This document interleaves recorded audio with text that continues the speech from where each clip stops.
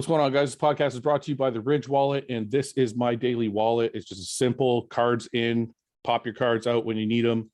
On the back, it's got a money clip for any cash you got to carry around, and it just makes life easy. If you're like me, you don't like carry around big, bulky things in your pockets, and I don't want to always carry around a man purse, so sometimes I just want to get out the door. This is easy, small, slide it in my pocket, and I'm out the door. This is forged carbon. I'm going to show you guys the website really quickly. It comes in a whole bunch of different styles. Aluminum, titanium. This is gold plated. It comes in a whole bunch of different styles, so you can choose whatever you like. Very convenient, guys. Go to ridge.com/RBP, get 10% off your order, or just use code RBP at the website and also get 10% off your order, guys. Make your life easy, make your life simple. Get a Ridge wallet, get out the door.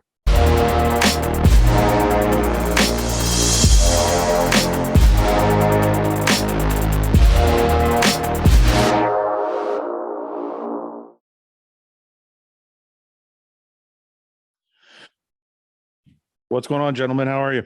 What's up? I'm great. I was just sitting here for an hour because I got the time wrong because I didn't know the time for it. You didn't actually get the time wrong. Our time is always 12 o'clock, and I forgot to. It's all good. I set up an hour ago, and I got my favorite mug with coffee in because I was going to join the lads for a coffee. It'd be nice to sit down and have one with you. It's fucking gone now. Oh, you finished it before me. I can't hold that for an hour, man. It'd go cold. And then it'd be a cold brew. Okay, can you guys talk? I don't know if I got you in my headphones or not. I'm talking. I got you. Okay, cool. What's going on, man? It's been a crazy week. I've been on. I've been feeling really fucked up. So why? What's up, bro? I don't know, man. A lot of shit's Cedric passing kind of fucked me up.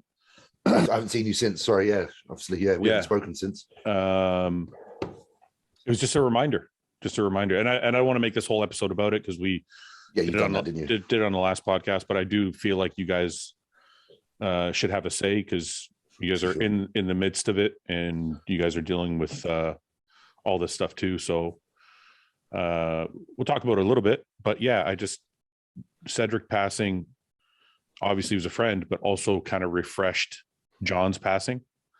Yeah. So it's kind of like all of it kind of came back and then brings back those feelings, doesn't it?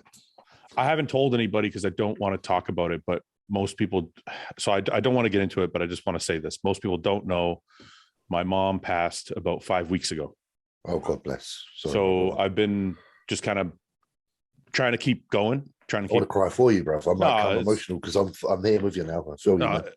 It's all good, man. I don't do well with like the whole like that's why I didn't say anything online. I don't do well with like, people send their condolences and stuff. I just don't do well with that kind of stuff. So I just kind of left it. But it's just been a really like this last 6 months, man.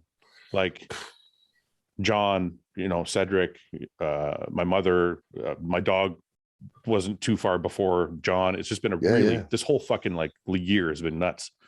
Yeah. Anyway, one of the things I want to talk about was on the last podcast, we tried to discuss some solutions. Yeah. And a lot of people, I find it really funny when these things happen. When John passed, we did the same thing. We tried to come up with some solutions. We talked about mandatory blood work. We talked about having to take a blood work course. We talked about all these different things. And the same thing happened then.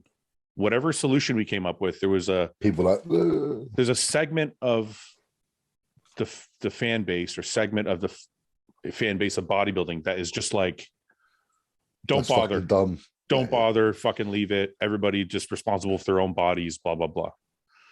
And now inevitably the same thing has happened to try and come up with some solutions for Cedric or after Cedric passed, some solutions that may have changed things. And again, same thing. It's stupid. Why are you guys doing this? Who gives a shit? It feels like you're just pissing in the wind, doesn't it? But I'm like, I feel like unless it's somebody close to you, then you probably aren't going to give a shit, right?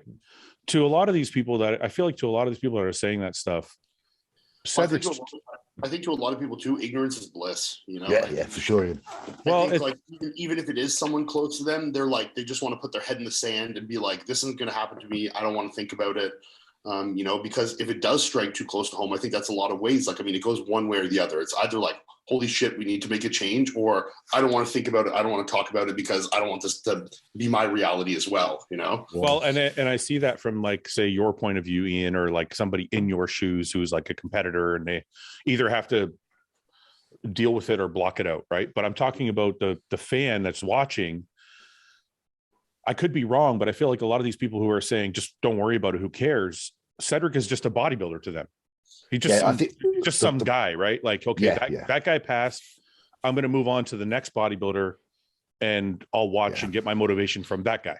Yeah. The problem is this is just a bodybuilder. This is a peer to us. Yeah. So we share stage. We've been with them in human contact. Like, you've had conversations, you've been backstage tanning, you've been on stage, you've had battles, you've had conversations, you've actually got a real relationship with them. There's not one that's just based on knowing who they are. It's a reciprocating relationship where it's two-way. These people were invested in you and you invested in them. They're not just a person on the other end of a screen. Exactly, man. And I don't want to put this on all fans, because I did get I did get a whole slew of fucking emails from people that were like, right, yeah. Some people were like, your ideas are good. Some people were like, I don't know if your ideas are good, but it's good to talk about it, which is also what I think that's the best thing. It's like, look, I don't know if anybody has a solution. I don't know if I have a solution, but it's good to have a conversation about it. Right. I agree. So the people that bothered me were the ones that are like, don't bother talking about it. There's nothing that can be done. There's no point. And I'm like, man, it's not that difficult to make a couple changes. Like, it really isn't. It's true. And then there was the whole pandemic people. And I have to say out front, I don't think that has nothing to do with it. I'm not a denier. I think it could totally be possible. But my thought process was, there was a lot of people that have passed before the pandemic even started. We had Dallas pass, we had Don Youngblood pass, we had Scott Milne. Exactly.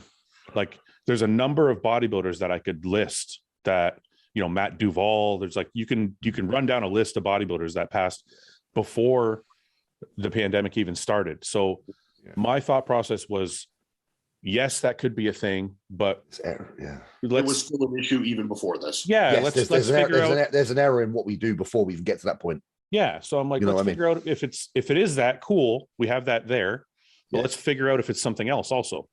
Yeah. So anyway, I just want to talk to you guys real quick about how you guys have processed it. And have you guys done anything, or are you like, this is what I'm doing, this is my career, I'm riding it out? Like, how do you guys feel about the whole situation, being in the position you're in? Ian, do you have anything to say on that? I mean, look, it's obviously scary. I mean, anytime when you're in it like this, I mean, obviously James and I aren't smaller bodybuilders too, we're bigger bodybuilders, so I mean, anytime this stuff happens, it's obviously scary. And it I don't want to say it gives you a reality check, because I think I'm already living in reality, and I'm aware of the circumstances of what I'm doing, and the possible things that can happen, and with bodybuilding. I know that's a reality, so I'm not going to say it's a reality check, because I do understand the consequences of bodybuilding. So it is scary. I mean, it's tough. Do I think something needs to be done? Yes. Do I whether that's on the athlete or on the IFBB, I'm not really quite sure. I mean, I think either way the conversation is good to have. Before this too, I mean, since all this stuff has happened, I've always tried to do as much as I can to mitigate risk. Mm-hmm. Like it's a tough spot to be in. Like it's you get to a point too where you're like, fuck, why am I fucking doing this? This is a bit crazy. But you also still try and convince yourself a little bit that you are doing everything you can to mitigate the risk. And is that reality or not? I'm not quite sure. But it's scary, no doubt, for sure. Can I ask you a question, Ian? Because I know you're like, you have very, correct me if I'm wrong, but like libertarian views. You're very like, people should be able to do what they want. Sure. For the most part, right? Mm-hmm. So you said something in that other people said that I actually want to ask you about. Is it the athlete or is it the IFBB? Does the IFBB have a responsibility, and not to monitor each person, because I think that gets weird with everything that's going on, like with what the sport is. But do they have a responsibility to say, you know, there's weight caps, or there's blood tests, or there's you have to get your blood work done and show that you got it done? Or like, you know, is there anything they should be doing, or is it solely the athlete's responsibility to take care of themselves? That's tough, man. Because like, look, it's not always going to, like, can you mitigate the damage by certain things like this? Yes. But is it going to be like, you know, you can say like weight caps, but I mean, let's look at some of the guys that have passed. I mean, John, shredded to the bone, 300-pound monsters. George Peterson wasn't a 300-pound monster. I mean, you know, there's been guys in recent history that weren't big dudes that were passing. So, I mean, just to say, okay, guys competing over 250, you know, it's like, is that really going to do a ton? Not necessarily, you know, because it's not the big Rammies that are necessarily going. I mean, even Sean Roden wasn't a 300-pound monster. I mean, wait a minute though. I mean, Cedric was a very big guy, but sure, Cedric, look, I admit that obviously. Let's talk about before the pandemic, just because body weight is, I'm clearly, I know that body weight is clearly a cofactor in all this, obviously. Okay. You know, in any way, I mean, whether it's body fat or body weight or body mass, it's all just being heavy in general. Yeah. Being heavy in general, your body doesn't know a whole lot of difference. So, I mean, it's taxing on your cardiovascular system and everything, no matter what. So I don't discount that, but sorry, go ahead. Well, what I was saying is, I was just saying, because I heard a couple other people say that, and John was a very big guy. When John passed, he wasn't a very big guy, but John, it's like if something happened to me right now, you'd be like, well, Fouad wasn't that big. I'm like, yeah, but I was 300 pounds at one point. Sure, so, but John was never 300 pounds. John, when I met him in 2004, was a fridge. He literally was like, I at 5'7" or whatever, 5'6" or whatever he is. He was very, very big. So, yeah, and this is kind of the road I was going down. So, you know, not everyone that is going to have issues is going to be the biggest people. True. And I also think that not everyone that's having issues is going to have bad blood work. True. So, you know, it's what is the things that need to be looked at that is going to mitigate the most risk. And is that blood work? Is that cardiac scans? What are the things that are going to correlate most directly to people passing? And that is what we need to look at. And I think that's so. Counterpoint to that is this. One of the things, and I read a lot of stuff. This is why I want to bring this up, because I have a lot of questions about people's comments, because I read so many different comments after the last podcast. Mm-hmm. I feel like people give up unless there is a silver bullet. Like, oh, that thing will solve all of the problems, so let's do that. And if it doesn't solve all of the problems, then forget it. And I'm like, I don't agree with that. So I agree with you that you could have good blood work and still pass. I agree with you that you could be small or smaller and still pass, or have good blood pressure. Yeah, I agree with all that. But I go back to, what is the average? What is not the exception? What is the rule? Are the bigger guys passing? Are the guys with bad blood work passing? And also, my solutions are not just for people passing. How many people are leaving the sport with bad kidneys? How many people are leaving the sport with horrible cholesterol? Like all of these things are also part and parcel. We're not just talking about people dying only. Yes. Right. So when I look at it, I say, yes, there are smaller bodybuilders. But then I'm like, maybe the majority are guys who are pushed past what their limit should have been. Like a Scott Milne, like a Dallas McCarver, these are guys I look at and go, okay, but here, this is where it gets to be the issue, because I think when you talk about, using body weight, I mean, it's not going to always work, because I mean, some guys, like let's say a Steve Kuklo, I mean, Steve is 6'1", he's always going to be heavier than a guy that's 5'5". But I mean, is that necessarily a risk factor? Not necessarily, But Ian, if you did it like classic, I'm sorry to interrupt you, but if you did it like classic based on height and weight, sure, then you have that's more definitely possible. I agree. You know what I mean? Yeah. And people said, "Oh, then people wouldn't watch bodybuilding." I'm like, wait a minute. So if you had what we got, if you had a weight cap, like these guys are still going to look really, really like Flex Wheeler. 1993 was like 220 pounds. You tell me you wouldn't watch that? This is one of the best physiques ever to grace the stage. It would change the sport, absolutely, but it not necessarily for the worst. I can agree with you there. Yeah. But okay, let's go back. So we kind of got off the point. Let's go back a bit. James, do you think the IFBB is it the IFBB that has any type of I don't want to say responsibility, but it's kind of like but is there anything they could do to help? Yeah, I'm not. It's kind of like other sports, right? Other sports are regulated certain ways. Football, they've changed things so quarterbacks can't get hit or players are safer or whatever. Is there anything the IFBB has to do with what we're doing, or is it like this is a kind of sport where everybody's on their own? I feel like it's very minimal what they can do because it's not just your typical sport.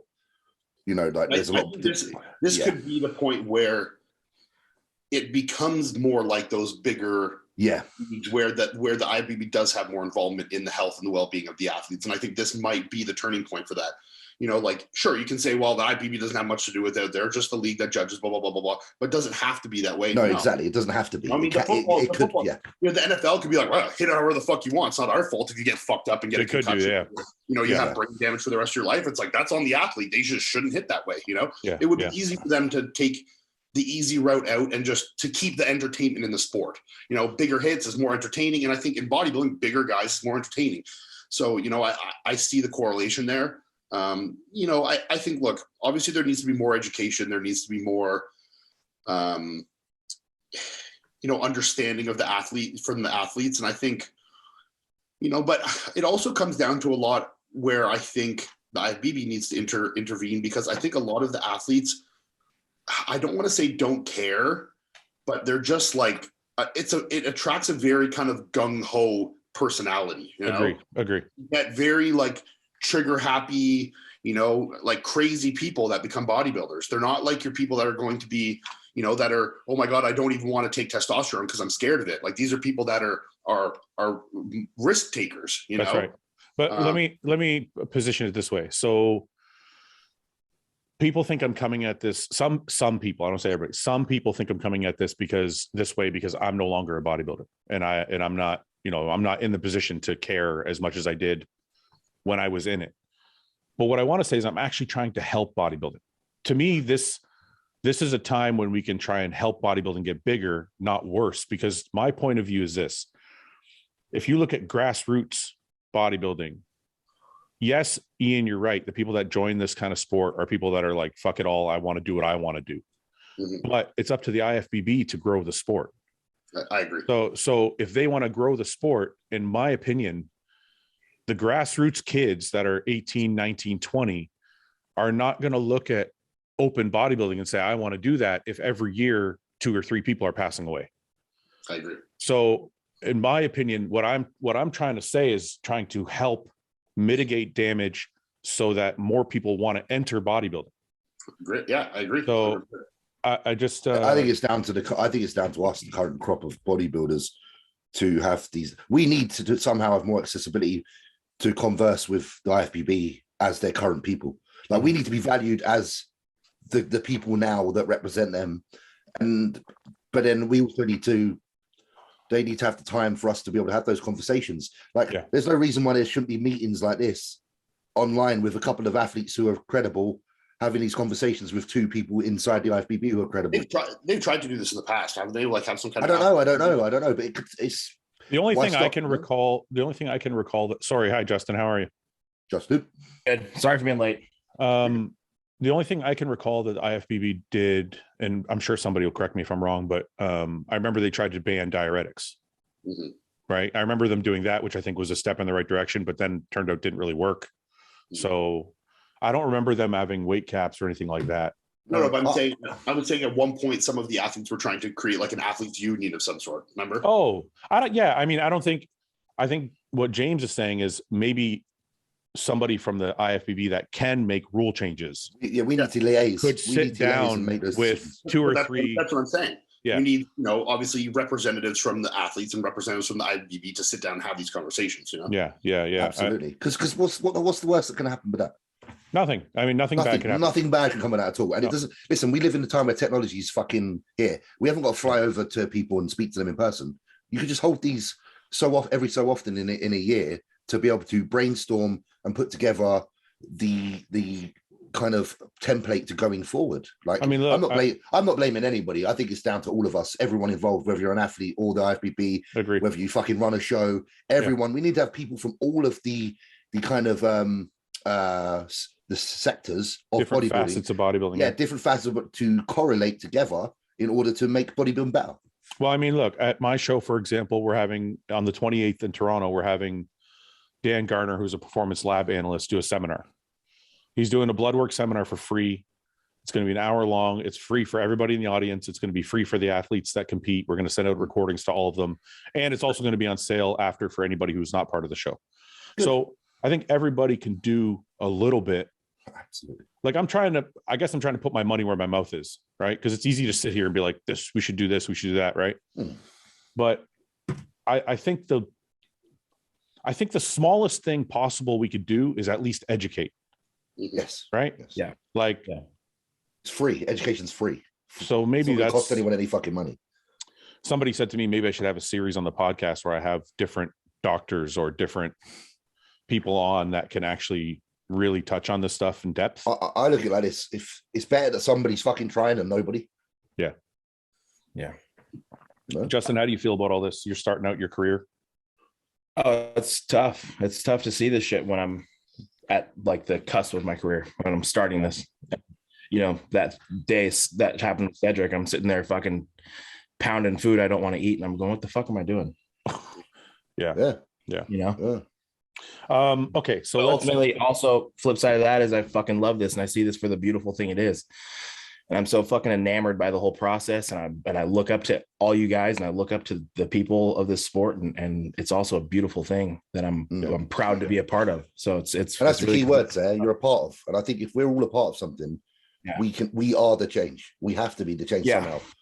And it's conversations like this that are going to move the needle in the right direction. Just enough conversations like this and enough things like what you're doing with the seminar, like slowly but surely, hopefully a change can happen. It's not going to happen overnight, but hopefully enough conversations can take place that. Yeah. I mean, like imagine if the IFBB started doing this, you know, that they had it like or even just, I hate to say mandatory, but, you know, at the athletes meeting, it's mandatory attendance for every athlete, you know, on like the Friday before the show or whatever. And they do like a little seminar like that, talking about, you know, health checks, blood work, blah, blah, blah, making sure that everyone's doing these kind of things, you know? Yeah. It's just information, not requiring you to do them at this point, but just giving people the tools to understand, you know? Yeah. You can only lead a horse to water, but then it's down to us, isn't it? You know? Yeah. The reason I'm having these conversations is exactly what Justin just said. I am also, to use your word, enamored by the fucking sport. I love everybody who follows the podcast or follows my Instagram or whatever knows I love bodybuilding through and through. It's given me everything in my life and I would never say anything bad about it. But just because you love, like if you love football and people are being destroyed on the field, if you're a real fan, you should want, I know it maybe like Iain said, sucks not to see the huge hits, but you should also want to be like, hey, I want to protect those guys because I watch them every weekend, right? Yep. So to me, the fans that are like, fuck them, it's their own responsibility. I'm like, do you really care about these guys then? No, and you also want to like protect the legacy of the sport. That's what I'm saying. Like, do you really care about Justin or Iain or James if you're like, oh, fuck them, it's their responsibility, who cares? Like, no, man, we should be like, how can we make sure they're all here? Yeah. Do you want us to be here in 20 years' time to tell you about all these occasions, you know, all these fantastic shows, these lineups? Like you said, and I don't think that's all the fans because, you know, no, it's not. It's not. It's a small segment. The comments of people being like, you know, hope everything's good, stay healthy, blah, blah, blah. That's right. That's right. Continue to, you know, like I get lots of messages like that. Yeah. But there is a lot of people that obviously don't, like you said, you know, don't view the people that they don't have a personal relationship as real people per se. You know, it's almost like they're just the guys behind the screen. They're just the guys that they watch for entertainment or to get their, you know, zesty motivational video before they go work out. And, you know, it's not the same relationship that we have with the sport. That's a lot more intimate, you know? Yeah. And please, and you're right, Iain, please, when I say that, I'm talking about a very small segment. I honestly believe the majority of fans are very supportive and all want to see us be. Yeah. Like, you know, most of them comment on our stuff and say, be careful. Yeah. Like, you know, so. I want to just touch on one other thing about this. So a lot of people, a lot of different people in the comment section said weight caps would just make people try and get more conditioned, and condition causes more death than size.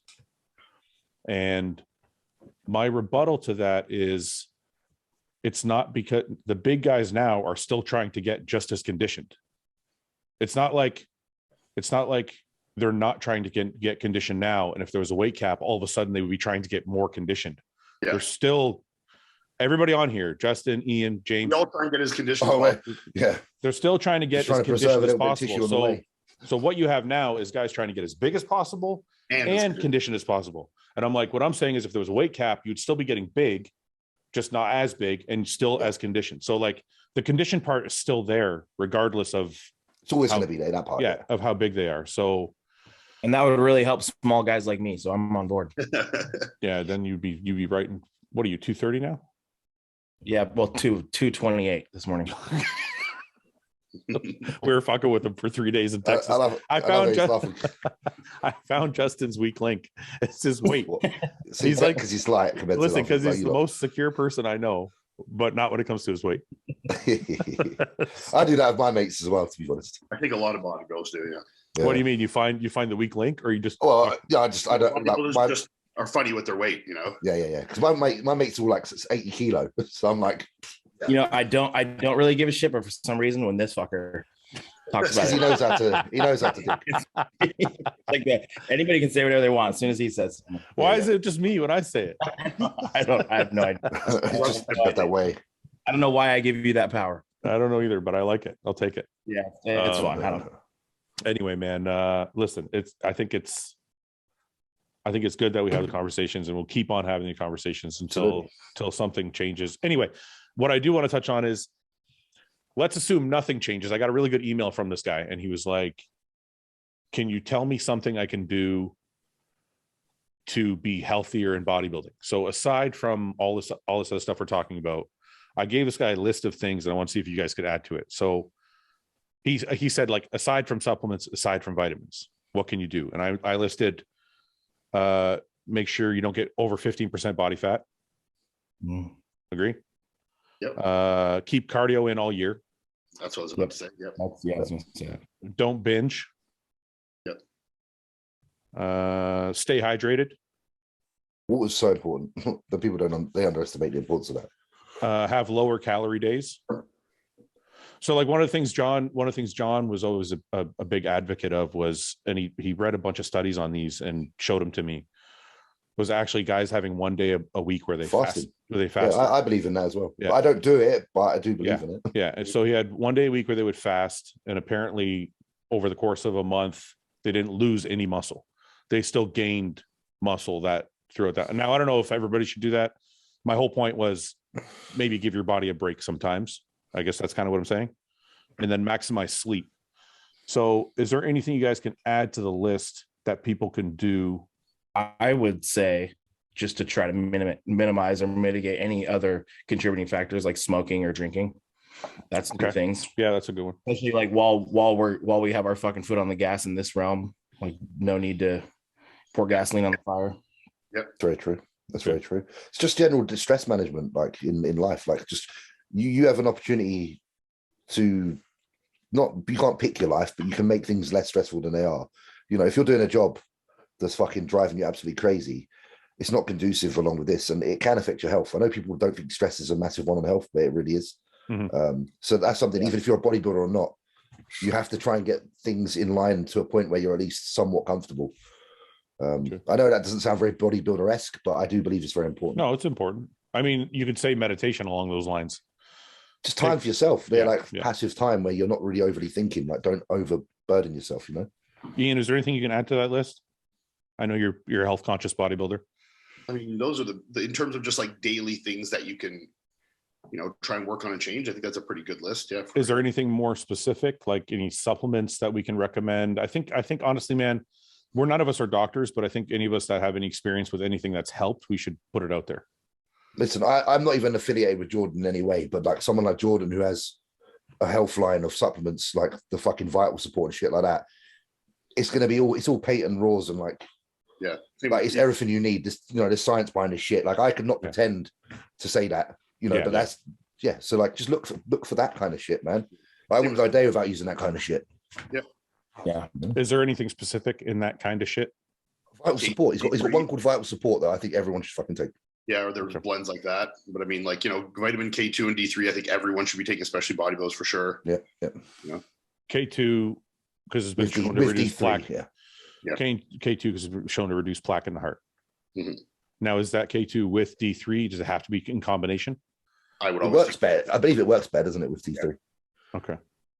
Justin, is there anything you're doing outside of the list that we discussed to help mitigate any risks? Man, not really. Just aside from, doing my best to take all my health steps, be conscious, not, smoking or drinking on the weekends, shit like that. I don't know, man. It's tough. What do you guys think about periodic calorie deficit? Yeah, I think it's important to have a shift. I mean, the reason I bring it up is I think what we do is kind of redlining, right? So like we redline our bodies when it comes to training, when it comes to eating, and when it comes to drugs. Yeah. So we cycle off drugs, but we don't usually over cycle off of food and training. We kind of always just keep going. I think you have to take into consideration from like a insulin resistance standpoint and all the negatives that come from that. Because believe me, a lot of people are quite resistant that don't think they are. Yeah. Just because you're huge and you expect to be a little bit, kind of chunky. So by having those periods where you lower, especially carbohydrate intake for a period of time, even have meals that are pro-fat, blah, blah, blah, you can do a good, that paired with cardiovascular activity fasted, and intense output. Because truthfully, you have to remain insulin sensitive, your efforts in the gym have to be failure. Like that's the only way that you reverse that kind of shit. So a combination of intense exercise, cardiovascular exercise on fasted state, in my opinion, that's just my opinion, paired with, like you say, rotation of those macronutrients being kind of pushed down to just give you a break. Yeah. Like I can't really think of anything else, but I think that's a smart one. And then obviously you can supplement, things like berberine and whatnot to help with restoring that. It's going to have some aid. What percent, I don't know, but it will help. Okay. All right. Well, let's we'll get away from the health stuff for a little while. We'll touch on it a little bit here and there as we go through the podcast. Iain, you're back in Canada. I am. How's that? It's Canada. You miss home? Is it nice to be home though? Like, yeah, that's kind of what I'm wondering. I know it's Canada. Because I come back to London. I'm like, I love it here now. No, look, I'm not gonna lie. I like, other than what the benefits of being in Florida were because of COVID. When gyms were still open, there wasn't masks and stuff like that, and I wasn't worried about the gym closing and blah blah blah. I do prefer Ottawa to Florida. I'm not gonna lie, and significantly. I like being home. I like my house. I like the city is quiet, and I like the suburb I live in. Florida's fucking weird, man. Come on, like you guys know, Florida's a weird place. I realized that when I got back. Yeah, Florida's weird. Like the Florida man memes, like it's literally just like that. Yeah. So, but I mean, it's served its purpose, and I think it's. There's benefits to both, but it's nice to be home. It's nice to see my family. Like I hadn't seen my dad in like almost a year, so and just to get some shit done. Got my truck, and went and got a couple workouts in at Pure, and saw Mark and some of my friends. And you didn't see Fouad though, so that's nice. I didn't see Fouad. You're too fucking asshole. He's like, yeah, I saw all my buddies except for Fouad. Yeah. Dick. How's the new truck? Oh, it's great, man. It's so nice. He's definitely is this your first? Is this your first F-150? Yeah. This your buddy Gibbs? Yeah, Gibby D. If you guys need a vehicle, get to Gibby D. And if you're listening on audio, it's GIBBYYYD on Instagram. If you're in Ontario. Yeah, or if you go to my Instagram and see my post with the truck, he's tagged in as well. So yeah. He'll hook you guys up with a good deal on any Ford Lincoln products. He got really good. I mean, the truck is beautiful. And like, man, not even kidding. I was in the dealer. I showed up at 12. I was out by 12:15. Oh my God, that's awesome. Perfect. Yeah. That's a dream. That's the man. Like the paperwork was all ready to go. I went in there. Yeah. I signed like 5 things, and he was like, "See you, buddy." I was that's my favorite. Man, I wish it was like that when I got my fucking thing. He made it easy for me. Like he made it quick and enjoyable and easy, and like even because I was trading in a lease, right? My Toyota was a lease. Yeah. Like they dealt with Toyota. I never even talked to Toyota once. Literally zero times. They dealt with the buyout. They dealt with everything. I never even talked to anybody. I showed up. I signed 5 papers and I left. That's perfect. That's great. Yeah. So this is your first full-size truck. Full-size adult truck. Yeah. Yes. You laughing at James? It is because I know that I'm outside of that club of full-size truck. Tacoma's a mid-size. So I've got what you would call fucking baby truck. Like not even a truck. The Tacoma's a woman's rig. Yeah. See. Yeah. See, like Justin's got a 2500. He's driving the big boy. He's driving the big boy truck. Yeah. I need some of that shit. It's just here in Oregon, usually you just see like girls driving around in their Tacomas. Yeah. I have an excuse here because I wouldn't even fit on my honest. roads. I bought the Toyota Tacoma because where we live in Ottawa, the exit we get off on the highway to go to our house, there's a Toyota dealership right off the highway, and Melissa would always see the Tacoma. Especially when they came out that new sand color that I got it in. That was nice. Yeah. The highway there, and she's like, "Oh, I love that truck." Blah blah blah. Yeah. I had an SUV before that as like my second vehicle, and so when I got rid of that, I was like, "Okay, well, I like it, and she really likes it, so she can have that, and I have my Stinger, and I drive my car." Blames it on his wife. No, he's you know what's funny about that? Ian's right. It's funny. I would do the same thing. So I bought an Escalade. I had an F-250, and it was all jacked up. And Summer would always go on about the Escalade, and I'm like, okay, I'll get an Escalade. Yeah, I don't really want the Escalade, but I know she. The Escalade's nice. Yeah, but my F-250 was badass. Yes. See, and at the time too, my second car actually wasn't the Stinger. I had the S4, and it was a 6-speed, and Melissa like really didn't want to drive that, you know. She didn't want to drive it, so I was like, okay, well, you know, I'll still like the Tacoma. It's still a nice truck. It was still new, and I enjoyed it, and it was, you know, I mean, Toyota makes amazing vehicles. Yeah, they're awesome rigs. The Toyotas are great. The Tacomas are great. Yeah, they're just gutless little vehicles is all. Yeah. I mean, in the 4 years I owned it, it went to the dealer 0 times. Right. Yeah. I believe it. This guy's throwing backhanded compliments over here. No. I love they are super nice. Like my wife has a Forerunner. It's the exact same thing pretty much. It's literally. But yeah, she had a Forerunner for like the last 6 years and absolutely no problems ever. Mm-hmm. Oh yeah, you've just sold Toyota to everybody. The Tacoma's ground clearance is high. Melissa drives over shit all the time, and I mean, it was great. You know. So what trim did you get? Just a Lariat, or did you get like the Platinum or Limited? It's a Lariat Sport. Lariat Sport. So you got all the shit, all the toys in it and everything. It's fully loaded. Fully loaded. Screen, upgraded sound system, the power running boards, everything. Yeah, the big roof. Yeah, I'm looking for the screen. Have you seen the screens in the 2022s now? Yeah, they're like 12-inch across or whatever. They're like this bigger than my laptop screen. I know, it's nuts. I'm thinking about getting the Ford electric truck. Oh yeah, because I'm like, my TRX costs $200 to fill up, and I'm like, fuck this shit. Yeah. How many kilometers would you get on the tank with your TRX? Oh, well, it says 400, but you're stepping on it all the time because it's fun. Is it premium you're putting in it? Yes. Yeah. It's literally, I'm telling you, last time I filled it up, it was $200 on the dot. And if I drove it every day and I tried to baby it, I would get 4 days out of it. Yeah, see, I got the V6 EcoBoost in mine. I've driven 700 kilometers and I still have like half a tank left. I know. Like I've been driving like 140 on the highway, and I think I've averaged like 11 liters per 100 kilometers. Yeah, I know. So you're going to drive that thing all the way back to Florida? Yeah, me and my dad, we're putting the Stinger on a trailer and giving her. Oh, really? Badass. Wow. So you couldn't do that. You couldn't do that in the Tacoma, could you? No, I don't exactly. So I want to try it, sure. Is your dad going to fly back? Yeah, so he'll come down. I mean, he hasn't seen Melissa in a year, and Melissa and him are very close as well. So he'll come down, stay for a day or two, and then I'll throw him on a plane and fly him back. Okay. Right on. But I mean, to get a U-Haul in Ottawa and drive it all the way to Florida and leave it in Florida was like $300. Yeah. You know, versus like shipping them was like $2,500 a piece. Yeah, I mean, you only won $150,000 in prize money last year. Why would you want to spend $300? Yeah. So it'll be nice. I mean, spend some time with my dad. I mean, there's no way I could do that drive on my own. Like I can't drive more than 2 hours without falling asleep. I'd be like, fuck. How long is that drive? James, especially. James in Texas, we drove like half an hour. James was asleep in the first 5 minutes. Yeah. Well, I mean, even me and Mark driving to Toronto and back, like to London and back to get the truck and go to Pure. Like I had to switch after 2 hours, 3 hours every time. I couldn't make it, you know? Yeah.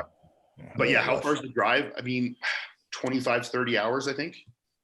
Fuck. Yeah, that's kind of like my buddy Julian was just down there and he did it in like 2 long days. But with my dad, we'll probably do it in 3 days. See, he probably drives a little slower than Julian. Yeah. I think, listen, at the end of the day, it's a nice little, father-son. It's time with your dad. Yeah, man. Like you don't get that shit come often. Do it while you can. I'm looking forward to it. I'm not like, it'll be fun. I'd love to do something like that. When you make that drive, do you have a cooler full of food in the back? Yeah, I'll prepare my food for 3 days and bring it with me. Really? Yeah. Okay. So you're not like stopping off and eating. You're not stopping off at Diner. Wendy's and on the way. Oh, I'm a prep, man. If you got to be having all the McDonald's lined out. If I was off season, what I might do is like for 3 days, I might bring like 10 meals. Yeah. You know, or like 3 clean Oh, ones a wait. day. You're prepping now. I'm prepping. Yeah. Okay, prepping, I would for sure have all my meals, but in off season, I would probably pack half and have the other half like out. That's what I'm saying. I bring 10. 50-50. I need the other 10 off, you know? But yeah, 50, no, 50. I'll bring all my meals. And then, you know, when we stay at hotels at night, I'll try and stay somewhere that has like a little hotel gym and do cardio and stuff like that, you know? Yeah. So how many weeks out are you now? 13. That's not very long at all, is it? Like, fucking hell, that's come quick. And that's for Tampa? That's for Vancouver. Oh, Vancouver. That's right. Yeah, I mean, that's yeah. Are you still certain you're doing that one? No. Okay. You're gonna end up. I'm gonna guess that you end up just doing Orlando. No, I think I'm gonna probably push longer, not shorter. Oh, so like Texas. Like, I don't know. Like, look, I think things are progressing well, and I think I could be ready for either of them. Yeah. But like, you know, like I came home to Canada, then I'm going to be driving down to Florida, and I got to move, you know, like in Florida, we got to move closer to Miami. And like, there's just a lot of things that like, you know, when you're in prep, you want to feel very situated, like in your groove. Yeah. And I don't feel that like groove yet. Like, I feel like my workouts are great, and I can tell I'm progressing well, and my weight's going, and like, you know, and I haven't missed a diet meal or anything at all, period. But it's not the same, you know? Isn't it? Before you go on, isn't it weird? Okay, so it's funny because a person from the outside listening would say, well, if you haven't missed a meal and you still get your workouts in, You're doing it right. what the fuck are you talking about? But I get it. It's like It's the switch, man. you're trying to explain that your mental state has to get into a rhythm, right? And I don't want to be getting into the rhythm that I usually get in at 12 weeks out, at like 6 weeks out, you know? Yeah. Like, you know, look, once I get back to Florida, which will be at the end of this month, so let's say in 10 days, so I'll be like 11 weeks out. And if I feel like I'm good, then 11 weeks is like plenty of time to like give her and not push the pace. Like for me, if I push the pace, I never end up looking good. If it's my pace that like I come in like, you know, and things progress well, I'm not like trying to push it like 3-4 pounds a week. Then I feel very confident in it. But I also am not, I don't want to sound arrogant in this. I feel very confident that any show I'll do, I'll win. So I'm not like worried about like picking the show, like, you know, like, oh, I need to do Vancouver because my odds are better, you know, like I'll just, whatever show I feel that is good timing wise, I'll make sure that that's the one I do. And I'll go into one show and I'll win it, you know? Yeah. Well, I hope you do Orlando or. I'd love to do Orlando because you guys all be there. I mean, that would be awesome. Well, plus I think we're going to be in Texas too. Well, okay, I'm doing Texas no matter what, for sure. Yeah, so I'll be there for Texas. I'm pretty sure Ben, maybe possibly Justin, and maybe Nick. I'm not sure. Well, I got to give a shout out too. I just saw him at Pure. Know who looks fucking crazy right now is Quinton, man. You should see this guy. I keep seeing his photos come up. He looks nuts. Dude, he looks crazier in person than the photos, I'll tell you that. So he's like 295, and he looks like he's 7 weeks out conditioning wise, you know? That's a dangerous man. I want to show everybody. I saw him. He looks like fucking Ronnie Coleman. His upper body. He looks gigantic. Look at this. Fuck that. I ain't standing next to that. And for context, for people looking at this is a guy that's like 6 foot, 6'1", like 295. You know? So this structurally, when you're standing next to it, is a really big person, you know? Yeah. Mad at it. I mean, even his back, like, look how much that's improved. I was just going to say his back looks like it's come up. Oh, he looks giant. He was wearing a tank top and his upper shelf, like chest, delts, like arms. I mean, we're so big and round, like it looked crazy. Well, I mean, that's why he won the RBP award for most potential. But like, look at that picture there. Yeah, like this, like, you know, it's fucking just crazy. a big motherfucker, man, like crazy. Yeah.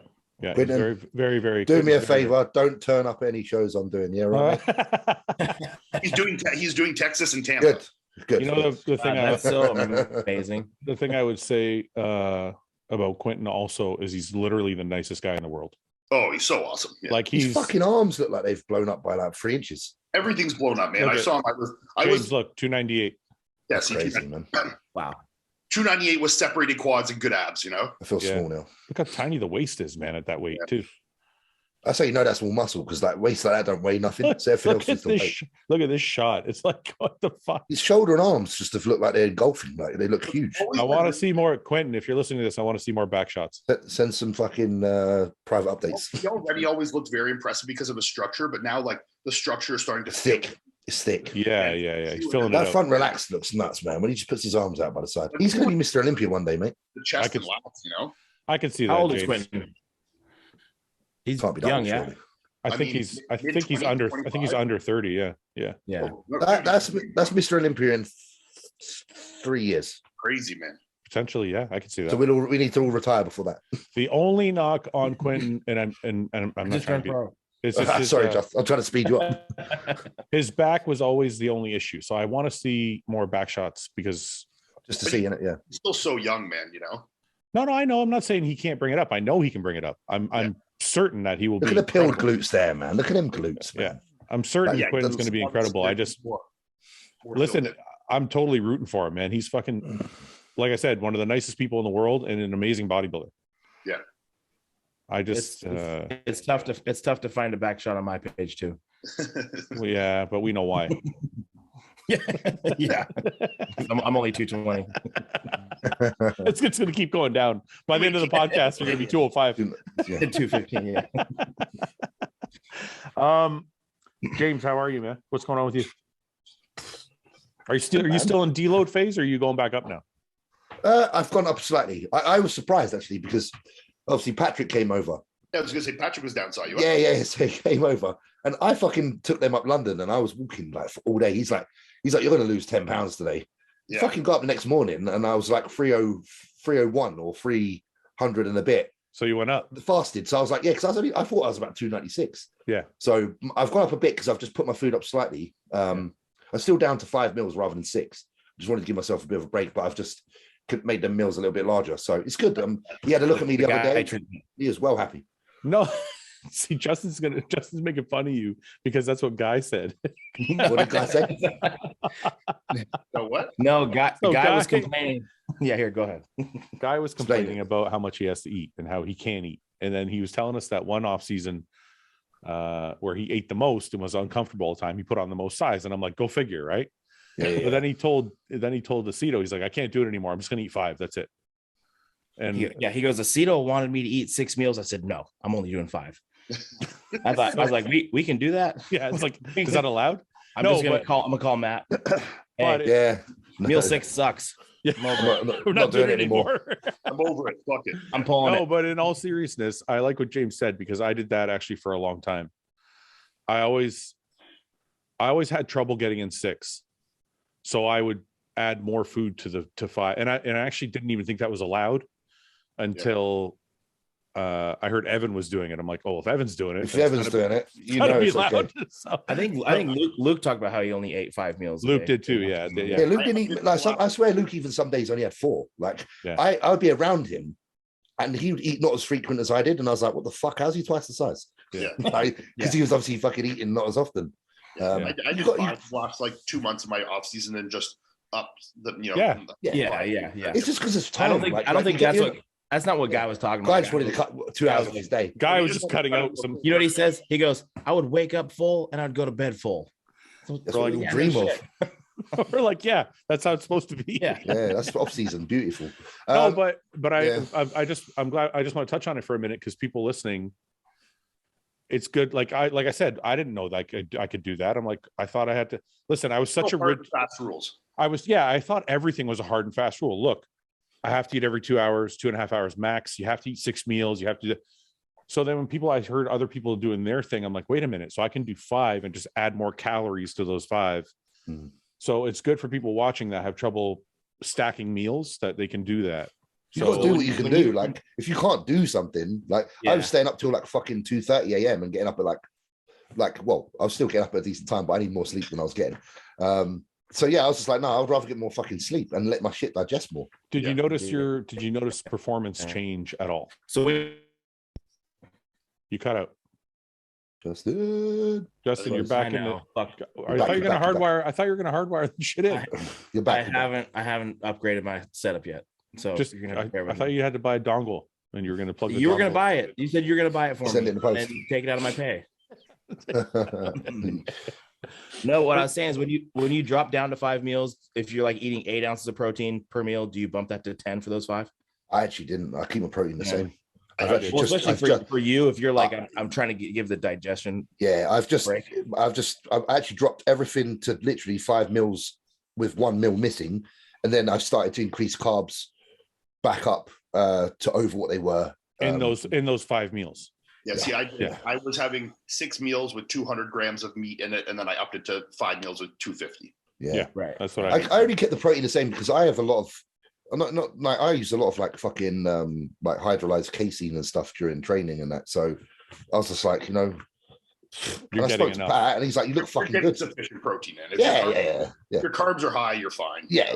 I'd rather, like I say, in the off season, I know the carbohydrates are very sparing of protein, so I'm like, I don't mind if my protein's a little bit lower. Yeah. Mm-hmm. So you didn't notice any performance difference in training? No, not really. I just didn't feel as bloated, so therefore I actually felt a little bit more A little better. mobile. I'd say I had an initial hit of power from some of the bloat that I went. Yeah. Because I rely on that a little bit in the shoulders and stuff, but then now I'm kind of back in my groove. Okay. Yeah. So so how much longer do we got, James, before you start peeling down? What's going on? What are you doing? Do you have a plan? I've applied for the Arnold UK just because it's here. So Yes. I'm pretty sure I've got that invite. Like they're like, of course. So the winter, when is the Arnold UK? Is it September? September, yeah. In the winter. I'll probably start dying like 4 to 6 weeks or something, just slowly. Is there anything after that if you want to qualify for the Olympics? Yeah. I want to do all your eggs in one. I want to do the there's a couple of like Yamamoto shows. I think there's like one in Italy and one in France or something. There's a few basically in Europe. I think there's 2. What year is this? That's like 2018. Wow. Young. Look how thick Samson's chest was even then. I was just saying this every day. Like Everything else grew around it. His tits are hanging off. I was like, what the fuck? Obviously, I'm very light there. I think I was only about probably about 242. That's why I asked what year it was. You look. Yeah. I was shredded. Don't get me wrong, I was shredded. Yeah. And this is now? Yeah, that was when Pat was over. Who the fuck is this kid? Yeah, obviously, I know, innit? Fucking tell that's the rude boy. That's the street man. Wow. Back in the day, the hip hop artist. How many fights did this kid get in? Loads. He was a little shitbag. How many fights a year could you count? I don't know, but I was in a police cell a lot of weekends. Really? Yeah, a lot of weekends. No, you weren't. I swear on my life I was. Tell me, I've never heard this story. How many times did you go to jail? I was just terrible. I didn't go to jail. I was in the police cell, so held overnight. Yeah, how many times did you do that? Oh, at least 5 or 6. Like fuck me. Like I had a problem with authority when I was young, man. I used to have like I've had like multiple punch ups with police officers, like proper. Really? Yeah, not because like I have got anything against police. It's just in the situation at the time, shit's heated, and the way I used to deal with things was just throw a punch. So it was just like, yeah. So then I'd punch one, and then I'd get jumped by all the rest, and then I'd get pulled into a wagon and taken to the fucking cell, and I'd be left in the cell like crying for my mum. How many times? With How many your times? Bugs- with How your many Bugs times Bunny did shirt. How many times did the police beat you up? They never beat me. I used to get the better. Trust me. Like, No, you did not. listen, they got I left them in a worse state, some of them, than me. A few times, but they're always justified. Like one time, one was racist to one of my black friends, so I just fucking hit him. Like I was just straight up like, no, I'm not even that. And then another time, they were like poking a female that I knew. They poked her chest. I was like, that's not fucking. You don't do that. Yeah. So I used to just overcross the line a little bit. I was a bit too feisty. There's always a reason. I went another time I got fucking arrested, actually, was because my mate's mum just fucking passed away, bless her. Yeah. And someone like cussed his mum, got in a cab to leave. So I just ran up to the cab and I just punched straight through the window, went through the window, first all the way through into his face, glass everywhere. Police car behind me. I was like, fuck. Literally right behind me, lights on, fucking you're going in. So I guess we know fuckers. Who not to fuck with on the podcast. No, but I'm not like that no more. I don't even think I can fucking fight now. Like I stopped as soon as I started like proper bodybuilding, and those days are behind him, Fouad. They're well behind me. They're well behind me. Listen, I could try now, but I'll be out of breath, so it don't matter. So I'll be like, fucking, I'll throw one, and you'd have to finish it in 30 seconds. Or if I don't land that first one, I'm in trouble. You're fucked. See, that's why I stay so light. See, so see, more endurance in a fight. It's absolutely. See, he's got a fucking brain. Yeah, the only thing I used to like about that is I know it sounds really weird, but they used to take your clothes and they'd give you this like jumper to wear. Jumper, yeah. And it was they gave me a really comfortable jumper, and I kept it for ages. I used to wear it out. Literally, it's like some pristine white round neck, and I was like, "That's a fucking good jumper." Oh man, goes to jail for the clothing.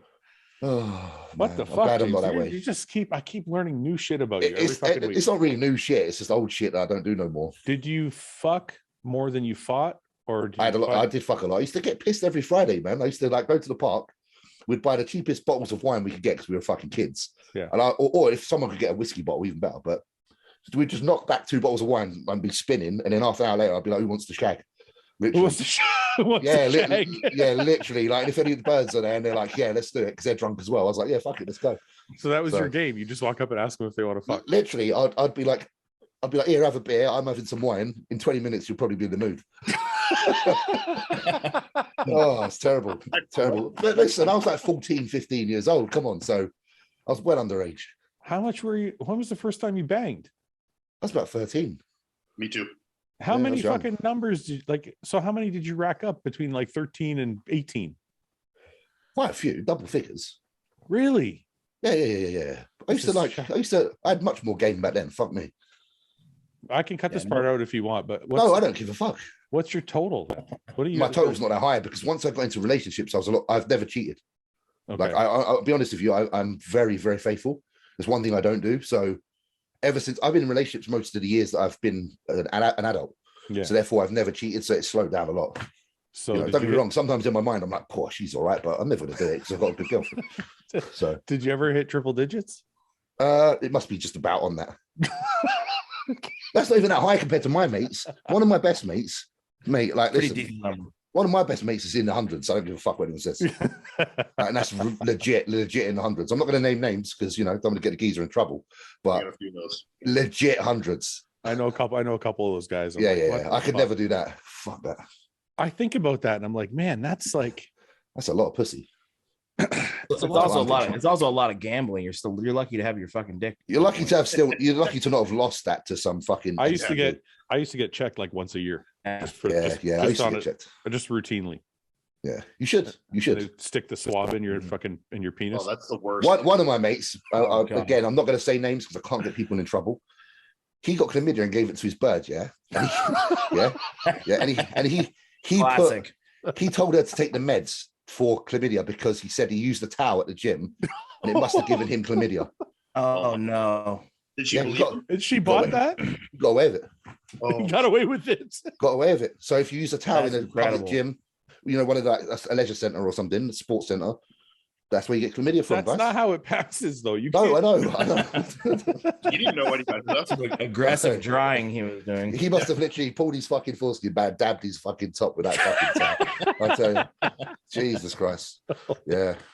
Oh, Do you Good miss time. that? Do you miss that, James? no, not really. Don't get me wrong. I miss the emotions I used to feel. Like I used to let myself feel every emotion a lot more because when you're obviously a bodybuilder, you kind of fucking limit yourself to what I don't know. It's like you said, you're never really in the moments now. Like you just. Oh, I you see what you're just- saying. Yeah. Yeah, when I was back then, like you have a drink, you're like, fuck it, tonight's the night. And you're Yeah. just proper rallied up and you're taking it all in. Like even the bad things like getting arrested now, I'm taking it all in. Yeah. I don't have that. My life doesn't do that anymore. It just does this. Yeah. So it's very different. Even a bodybuilding win, as good as it is, because it takes so long to fucking get, it doesn't give you that instant, "Ooh," Yeah. Yeah. So it's just a different life. I hope to be like that again when I'm older. After bodybuilding, I'm going to revert back. I'll start going back to jail again. Yeah, Beat absolutely. cops bro. and beat The day I retire, I'll have a fight with a police officer. He's 7 years old, shagging and fighting. Oh, that'd be great. But I know you boys have probably got some fucking stories yourselves. Because I never fucking hit a cop. I'll tell you that. Have you not? Man, I've done it about Whoa, fucking 6 really? times. You can't do that shit here, I man. think in America it's a lot harsher, man. Like Mhm. I would have done juvenile. Well, I'm in prison or some Canada, shit. but you can't hit a cop, man. You fucking Oh. you'll Oh, sit in man, jail over for a here. while. Over here it was like, which one are we hitting this weekend? Really? Yeah, like it's No, man, not if because you- I got again. Let me highlight. I got nothing against police. Half of my family are police. Yeah. It's just there was some police in the area that I lived in that were very dodgy, and they needed to get a little slap. So it's not a personal thing against police officers at all. I respect them actually, most of the time. Let's see. You see what you get if you punch a police officer. Yeah. Fuck. Penalty for assaulting police. Maximum of 10 years. Oh shit! I was lucky I was a juvenile, bro. And not No, in this Canada. is in Canada. Yeah, but how old did you have to be for that to happen? Oh, if you're a juvenile, I think it's different, but Yeah, okay. yeah. Penalty for I want to see this. Oh, I don't know. We had to read that. Oh, it's too hard to find. We need someone just to like message in. Let us know. There's got to be policemen watching. Punishment ranging from a minimum of 5 years to a maximum of life in prison. What is Life in prison. No. Imagine I had that. Imagine if this life was different. That's assault in general. It's not. Yeah. Again, I have to keep expressing I've got nothing against police because now I'm thinking about it, I'm like, there's probably like fucking a good percent of the audience for this program that police are probably thinking, James, you're a fucking cunt. It wasn't like that. I promise. Dude, you're talking about when you're 18. You're not talking about now. I wasn't even 18. I was like 16. Yeah. I was fucking even younger than that. Yeah, no, it's different here. I mean, we got, I don't know about these guys, but I got in a lot of fights when I was younger, but not like never punched a cop. It wasn't yeah. So I don't know. Justin. Yeah. All right, what's going on with you? Anything new? No, I'm chilling, dude. All right, let's move on. Sweet. That's fucking goddamn it. Let's move on, shit. That's your line, motherfucker. I know. Yeah, I did to myself. Fuck it, let's move on. Fuck it. Okay, let's do some questions. What time is it? We've been on for a while. Where's the time? Oh no, it's only been an hour. Yeah, we started. Yeah. I missed the first 45 minutes. Yeah, you're gonna have to stay after with just me. You're doing detention after. With What's your favorite movie or favorite genre of movie? I'm gonna say drama is my favorite genre. You're gonna say American Gangster. I was just gonna say American Gangster. You like that movie? Yeah. Well, first I'll say I always like true stories more than fictional stories. So American Gangster's true story, like this guy's gonna laugh at me for this, but like Seabiscuit, love that movie. Oh, that's about the horse, isn't it? Yeah. That's my laughing. Toby Maguire. It's a true story, man. It's amazing performance by Toby. Oh, I just watched The Last Samurai. That was awesome too. That's a great film. It's not. I don't know if that's a true story or not, but it's just a fucking great movie. It's a very good film. Well, it's not a true story, but it's supposed to actually be like based on a true story. Is it? You should watch Memoirs of a Geisha. That's Are you picking your teeth with a fucking knife? Yeah, I always do. Sorry, it's just. I like crime thrillers, you know. Yeah, hell yeah. Yeah, that too. Yeah. Let's see. I like A Star Is Born. I like that film. That's such a good movie, man. Such a good film, isn't it? I think all bodybuilders. Look, Ian. Isn't based on a true story. What? Isn't based on. Let me delete this. Delete. Can I delete this? Let me edit Wikipedia. Oh wait, no, but it is inspired by real history of a French army officer. Yeah, because I thought it said that at the end of the movie or something like that. Yeah, there's something. Yeah, it was inspired. Let's look at a picture of him there. He looks good. He looks good in that fucking samurai suit. Tom, this guy's better looking than Tom Cruise. Yeah, right. Oh. Here we go. New man crush fucking podcast. Yeah, I watched that movie. It was on Netflix, right? I watched it not that long ago. Yeah, it's great. Decent film. I remember it's Ridley Scott, isn't it? It's Ridley Scott film. I'm not sure. I just watched Predestination. Have you guys seen this? No. You should watch it. It's on Netflix. What is it? Just want to give it away, mate. Movie? He just want to tell you the story. Movie? You're not allowed to know the synopsis, man. You got to wait and see it. With Ethan Hawke? Yeah, this. He thought it's pretty good, to be fair. Yeah. All right. Take a look at it. It's on Netflix? Yeah. But it's good. It's a good movie. Has anybody seen the Lakers documentary? Lakers documentary? Yeah, Paul's been telling me he's been watching the Lakers documentary. It's kind of like the Last Dance, like same kind of we thing. don't have. I don't think we have that here. And I'm like, what fucking streaming service? Because I can't find. There's like a new HBO show about the Lakers, but it's not a documentary. It's like it's a docu. Sorry, it's a docu-series, not a documentary. I don't know if I'm talking about the same thing, but yeah, he said it was a docu-series with the Lakers. I'm like, I'm trying to find it, and I don't know what fucking streaming service. Paul's got like his what's it called? Plex. Yeah, it's what, Winning Time, The Rise of the Lakers Dynasty. Is that what it's called? On HBO, yeah. I thought he was talking about a little device that streams everything. Yeah, he's got something like that. I don't remember. We have one here called a Plex. Yeah, no, it's different. Yeah. This is it here. This thing? Oh. Mm-hmm. Huh. Yeah, I got to check it out. Okay. Oh, yeah, it's HBO, yeah. Favorite movie? Oh, fucking hell. That's just a hard question, isn't it? I don't have, honestly, I can't even answer that question. I mean, well, let's just say this. I would always say a favorite movie is something you can watch over and over again. Like if you watched it a second time, it would still be awesome. See, I love like all like the Quinton Tarantino films. Like a lot of those movies I could watch over and over and over. Reservoir Dogs, my favorite one. Yeah, fuck yeah, it's a great movie. Mine's Disney films, mate, like original animated Disney films, like Lion King, fucking Jungle Book, you know, Robin Hood, like any of them. Your favorite movies are cartoons? Yeah, man, I've got a thing. Those I'll say those are the ones I've watched the most in my life, for sure. Really, I've never even watched the cartoon movie except Luke made me watch The Lion King. That was the only one I watched. It's a great film. You know the movie I've watched the most out of any other movie? Huh? What? 13 Going on 30. Who's that? Ian is gay. We knew it. It's a chick film, yeah. So It's only gay if you're gay, Dustin. Yeah, it's Don't start. we had somebody come up to the fucking booth at the He was show. really mad at you, Ian. Yeah, he was like, "Hey, nice to meet you guys. Ian's gay. Ian's gay. Later, y'all." He was so fucking. That's exactly what he was like too. Yeah.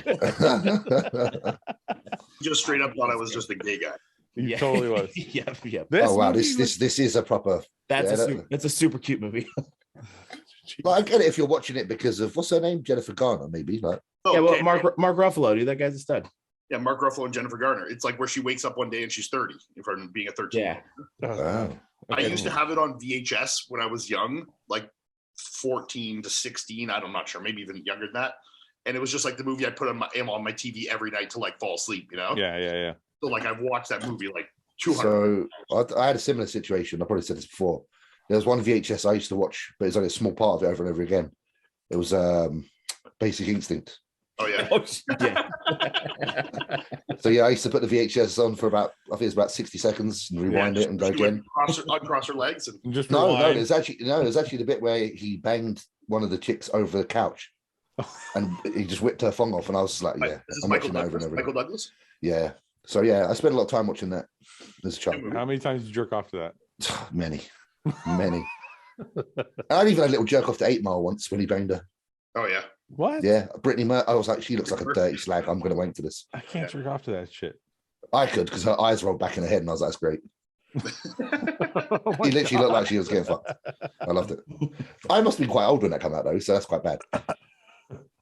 So, yeah, Fouad needs very aggressive pornography. yeah, he needs no, to see I it. just need to be able to see more than their face. Yeah. So a face can do it for me. They need to see their huge tits. Yeah, jubbling up and down. We had a fucking. So I realize these guys don't like tits. That's such bullshit. No one doesn't like tits. Justin and Ben don't like tits. That you're such an idiot. We start talking about tits. We start talking about tits. No, seriously. We start talking about tits, and then Fouad's like, "Here, let's look at some tits." So he just Googles big That's not tits. how it happened. I'm pretty sure that's how it happened. Fouad starts showing us these fucking tits. We that are started just talking. No, like legit watermelons. Yeah, Their skin stretch. He's like, "Oh fuck, these are amazing. These are fucking amazing tits. Look at these fucking tits. These huge fucking things, nipples like this big around, fucking." Oh, dude, and he's loving it. And then I show him lying so bad. No, I'm not. And then I show him exactly what happened. I show him like a nice, like small D cup. That's like it was not a D cup. Okay, like I'm going to tell you the real version like after. A good handful. And he's like, "Oh, boring. That's boring. Look at these fucking things." It's like, yeah, cannons, eh? Fouad likes I'm telling you, if you'd have seen some of the tits he was screaming over, it was okay. dude. Wait a minute. First of all, overkill. Yeah, you have a big tit fetish. I do, of course I do. But you're I told you that. Yeah, but you're on the extreme end of it. No, I'm not. No, you listen. Oh, yes, first of all, hold on. Let's look at some tits. You weren't picking out. You weren't picking out D cups. You were picking up like a large B or a small C. I'm like, that's not. A C cup can be nice though. Yes. Yeah, 100%. But it's just like good shape. But yeah, I agree. But I'm like, it's just not. More is better. Well, I quite like a little tit. I like a little tit. I think there's something charming about a small tit. Crushed by them, you know. Yeah, I like it to feel like I'm fucking a gymnast. You should see these. I want a D or larger. That's what I want. Oh no, dude, you're looking at E's. Serious question though for everybody: when you're looking at porn, is the boobs an important part for you? For me, not really. Not always. It depends on the mood I'm in. Feet and legs. It's how good they are at sucking dick. Yeah. Yes, that's a massive part of it. Yes. Mine's if their toes are looking good or not. Yeah. Toes. They got- You said you guys are like, yeah, they're toes. Yeah. Seriously, Armpits. I'm getting shit on because I like big tits, and he's like toes, and you guys are like, Mate, yeah. if those feet matter though. really matter. Is a beautiful I've thing. never looked at a foot in a porn in my entire You life. need to start. You need to start. It's gonna change your life. They The could skin literally of a have foot, the skin of a well-kept foot rubbing on your face is like You something never else. you never kiss on your wife's feet. they could literally have no feet. I wouldn't care. What? Some stumps. Don't talk about amputees like that. Yeah, you I start was saying waiting like he's gonna say something. that. Some people are into that. Amputee community is not gonna like that one. I just think feet are important. Okay, Like hands. I think boobs are important. Hands not Yes. so much. I'm going to say yes. I think boobs are important. Yeah, yeah. I literally don't care at all when I'm watching. It's not important in every. Sometimes I just want to look at their ass. Yeah. Well, Depends what's on- more what's more I important? prefer It the depends arse. on the mood. I don't. It's like saying what's your favorite song. It's like I don't. It depends on the mood. Well, I suppose if they're riding you, you want to stare at their tits unless they're reverse Listen, cowgirl. do you have a favorite song? No. No. So you Right. don't have Because favorite it depends on yeses. your mood, right? It's True. like That's what tits are just like that. But I think this is Yeah, the. that's how tits are. No. Tits are music. I can unequivocally. Sometimes I say- want some Beethoven. Sometimes I want some Godsmack.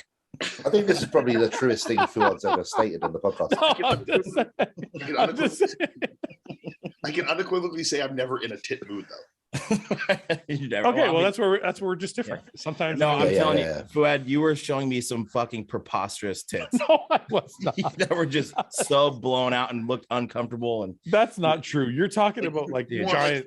so, yes, Like but thousands this of is these your, like- yeah, your perception is that they weren't crazy. They are not crazy. Me and Ben were, I'm telling you guys, they were fucking crazy. I'm telling you, you guys. guys know the tits. Spine breakers. These fuckers, yeah. No, they're not these. And he's going, oh fuck. What is this? They were like this. They were so big. Fuad likes his. Do you like women like that, Fuad? Like, Hey, if you need to remove this, if you need, I'm telling you, if you need to remove this part, fine. Pull up tits and show us some tits you like, Okay. and let them be the judge. yeah, but you can wear them with bras on this channel, can't we? Bra tit. You just. Surely we can find a huge non, tits. I think you that's, know, I think a that's PC. We surely can find a PC breast for this. We're channel. just sitting in Ben's living room. We're all like looking at tits. You should have put it on the telly. Okay. These are some tits. Okay, The see best- that Wait, second yeah, one yeah. right there. You would tell me that's boring. No, I said that's a great tit. That's Oh, big. you're What about bullshit. the second Gigantic. one? Second No, row. you were picking these. Why have I got a dick those. in front of me? Why have I got a dick in front of me? Those are lovely. Wait. These are boring as Wait, fuck, wait. dude. Wait, I Those got are a dick nice. right in front of my What's wrong face. with those? Fuad, Those are They're great. boring. look See, to the I left, just- bro. I don't want to look to the left. Fuck off. That's all I'm looking at right now. Fuad, what about top row right? Top row Top row right looks Hey, great. these Top row ones right don't- looks great. That's Those are perfect. great. Yeah, they're Oh, those are- okay. I'd Those are headbutt money. those. No, dude. These are way better. Are they? Yes. What about to the left? I don't Hey, like when a Like tit loses shape like that. these are boring. Those are great. How are they boring? Look at Those how are boring they are. fantastic. I would say I'd rather a bigger nipple. Look at this. This is better. Oh no, That's just too much, bro. I'm with you That's gonna guys. hurt. No, Look at that. but Look at that. Oh yeah, I like that. you're not. That's you're- too much. Look at that's even better. Look at this one. That's You need to change your that's search. gonna hurt, man. She's gonna look a state when she's old. You Look at put this. best tits. Fix what you said and put huge tits. Because I'm Look at telling you, This yeah, one's that- fake. This is even better. Wait, Yeah, but that's the shit that you like right there. Oh, it's like a cartoon, isn't it? Like fucking. Look at. How's There, that not that's great? what you like. Yeah, I It's do. real. Of course No. I do. There Look you at go. it. Amazing. That's See what I just mean? fucking Look ridiculous. at these are perfect. See right above that. Go one up above that. Even the bra type. Those are great too. No, down one. Down one. Oh, these? That's Like boring. that's. Yeah, like Those are that's nice. a good size. That's Oh, boring. boring. This Yeah, is like- yeah, exactly. This is like my chest looks like this right now. Fuck Bad that. for you, not good for her. Oh, look at them bad boys on the right there. Look at these. Look, up Yes. one. Up a Oh, couple, yeah, bro. top. That one, yeah. Look, that one. Wait a minute. Are you guys telling me you don't like these? Wait, Fuad, look at that one. Which I'm one? telling you. I'm Right, telling you. right. All right, This one? Fuad. Down Yeah, one. down one, down one. Down one. Don't. Nobody see likes him. that. I want to see them full size. These fucking banana titties. Oh my god. Oh, what the fuck? That's an implant, and it was some sort of a weird one. Okay. Yeah, we definitely have to cut this part out. But Wait a minute, seriously. I'm Okay, telling one you- second. One second. So if you're with this girl, you guys are like, oh, those are gross titties. Those I'm are like, they're great. way too big, love. Okay, Those see, Ian said they're great. Those They're are in my way. okay.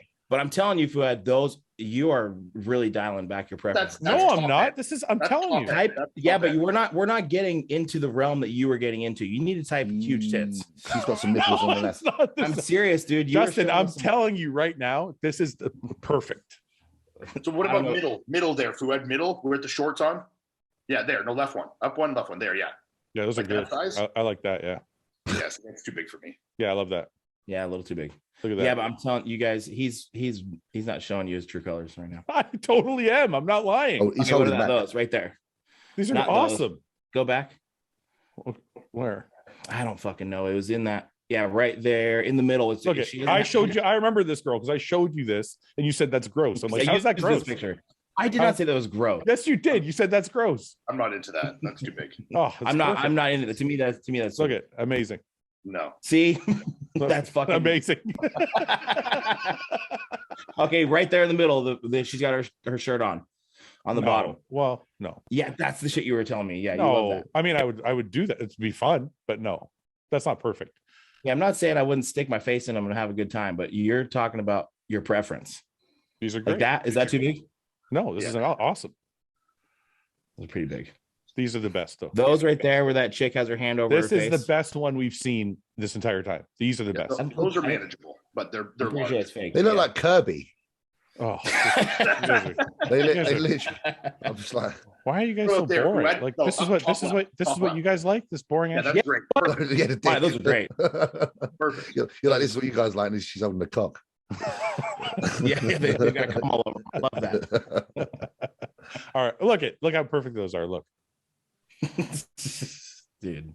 No, That's just like this is. How can you say too much? Look at this thing is stuck in a 12-year-old's dick over here. All right, let's get the fuck out of here. All right, let's go back now. Okay, we're back. What was that about, man? No one needs to know. Yo, I really need some Botox, eh? Like, look at this. Like, Yeah, look at me too. Well, I mean, you're getting old, dude. You need hair, Botox. My wife always tells me I need to get Botox in my just forehead. look at the texture of the skin, man. I look like I'm a zombie, you know? That's why you need lighting. See, look. Yeah. Look, I got really fucked up skin here, but I have enough lighting that it covers. Here we go. Here, I'll just do this. Is that better? Yeah. My skin look better? You can see. I'm really expressive with my face. Like I'm smiling, like you see this shit. I'm just getting fucking old. But I'm in my mom's office here, so I got all like the cute photos on the wall here. You know? Classy. You look educated. You look. That means Now you look smart. Yeah. I said to Paul one time, I'm like, I want to get my nose done. He goes, what? Oh, Fouad, you would. I said, I think I'm going to get my nose done. And he goes, why? And I'm like, just look better. What are you going to do with it? Thumbs are a slippery slope, though, man. He goes, you're 43 years old. Who gives a shit? He goes, what the fuck are you talking about? And I was like, I don't listen to that. I think if you want to do something to make you feel good, you do it. But I think nose jobs are like, look, like you get a set of tits or you get something like that. It's like, as a girl, like you can go back from that. You can never go back from a nose job. Get some tits. Just go start with tits. Yeah. You're having a fucking midlife crisis trying to get a nose. That's not a fucking midlife crisis, asshole. I'm retiring from bodybuilding. I got to do something. Take a piece off of my nose area. That's all. Profile. I think it's literally lob a piece off. A little end bit. I mean, chop this piece off. A big nose is okay. You know. I mean this. If you're insecure about it, I apologize. If I'm not insecure about it. I'm not. I'm really not. I must have a bigger nose. Listen, than you. everybody can look at themselves in the mirror and go, I don't like this or I don't like that. Mm-hmm. Insecurity is like when you're focused on it every day. I don't give a shit. I know it's there. Yeah, I'm completely in favor of people doing things that will make them feel better. You know. Yeah, Justin. So I'm gonna go get my nose done. Fuck you. Fuck it. I'm getting a new hand prosthetics. Have you ever worn any kind of prosthetic on that? No, I never have. I didn't even know this story. Tell me this. I didn't even know this. What? I didn't know you had. I didn't know. And you'll just have to watch my podcast. Yeah, watch the podcast. Oh man. No. I hate watching Fouad's podcast. He's like, I'm gonna watch an hour of that shit. Just tell me what happened. Bro. I've been on it for 2. I had when I was 17. Don't freeze now, bro. Yeah, so you got to go. Don't freeze now. No. Just at the best part of the story. You fuck. No, when I was 17, I got meningitis. And Okay. Yeah, and I was in a coma for a few weeks, and when I woke up out of that coma, I had lost blood flow to these fingers, and Yeah, so they had to be. Bro, that's a whole other story for bodybuilding. Like, fuck me, you bodybuild. How the fuck do you do shit? It's crazy. I was watching James. I was watching. Oh, well, forget it. That's it. That's fucking. I have to stop. No, listen, that is. You have to stop. What for the amputees? So I want to just say something because it came up on the last podcast, and I got a couple messages from amputees, and they were like, "Look, we know you guys are having fun. We know Justin's cool with it, but not everybody's in the same place Justin is. Yeah. It can be traumatizing. Well, I'm gonna say this. There's a grieving process. It's like losing a fucking loved one. You don't just like lose a body part and then go about your day. No, for sure. I can imagine. I thought about this in the past when Flex said it happened to me at 17 years old. I was a kid. A vital time in your life. Yeah, I lost half my hand and I was a fucking kid. Like, could you imagine? You know, yeah, like all the things that kids really do, like take for granted. I'm not being funny. Like, I fucking play Call of Duty every night. Fucking right. I mean, and you know what my thing was? I rode BMX. I was holding on the handlebars. That was my thing. That was my life. That's all I fucking cared about. And I didn't know if I'd ever be able to do that again. No, so I just wanted to say this. So when I said this on the last podcast, and it was kind of playful. So me, Justin, or not Justin, me, Guy, and Ben had a laugh about it, and they're like, "Hey, we make fun of everybody, so everybody could." What Ben said was, "You guys make fun of me for not having a back." I was like, "Your back's not amputated. It's just small." It's just, that ain't the same, bro. Oh god. And then Guy was like, "I'm short," and I'm like, "That's not the same either." But no. So I said, look, we should probably kind of taper it down just because there are probably people who maybe have an amputation that's fresh. Definitely. And it might be affecting them like, really badly. Even though it's not fresh, even though it's just scarred them mentally. So then I got a bunch of comments and DMs from people who are like, don't succumb to the cancel culture, bro. And I'm like, wait a minute. Okay. I'm going to tell you this right now. I'm telling it to myself for my own show. There's no cancel culture. I'm just like, listen, people are like, just be real. And I'm like, being real doesn't mean you have to be an asshole. No, exactly. Yeah. Being real is about being considerate. I'm just being considerate. Like, it's not. Yeah. And it's also one of those things, like, it's fine when I throw it out there and we make a joke and it's okay. But like, when people see me being the target of a joke that was unprompted by anything. Yes. That's when it can be an issue. That's when people start being insecure about their ailments because it looks like an attack. Yeah. And it's fine because it's within friends and we're okay, but no, for sure. Well, the last thing I know we make fun of every different look and culture and race and whatever in this show. But the last thing on earth I want this fucking show to be is something that hurts anybody. So you guys call me a pussy, you call me whatever you want. I'm more like, I come from an inclusive background. Like, it's like everyone's inclusive. I actually want people to feel comfortable, and that's all that matters. So whatever it is you have to do in order for people to feel comfortable. Well, and that's why we make fun of everybody, so that everybody knows we're not. Yeah, it's like we're not targeting any one specific person. Like your nose, for example, we can. Yeah, like my nose is humongous. Ian's bald. I only weigh 200. Ian's bald. Technically, on this podcast, I'm definitely not even close to the most bald person. Yeah, look, listen, come on. He's got to say, I don't know why you threw bald out there on Ian. Fuck. Yeah. Well, because somebody sent me he has a bald spot like this big. I think Melissa did a story with Ian yesterday. It was Mark. Oh, was that Mark? He zoomed in. Justin replied to it that I sent him a voice note. So somebody sent it to me. They're like, look at Ian's head. I was like, oh, that's not a good look. It was like first thing in the morning. My hair's like all messy. I don't give a shit. It's called aging gracefully. Hey, look how beautiful this hair is. Come on. That does look really good. I am jealous. I wish I had that. The point is, Ian is still mourning. Look at this hair. Oh, I'm taking ag cramp. Oh, what the fuck? Yeah, you're fat. You need to definitely pick a show that's later. He's just trying to show his abs. He's like, look at my cramp. Look at my sexy body. I laughed a bit there and it cramped up on me.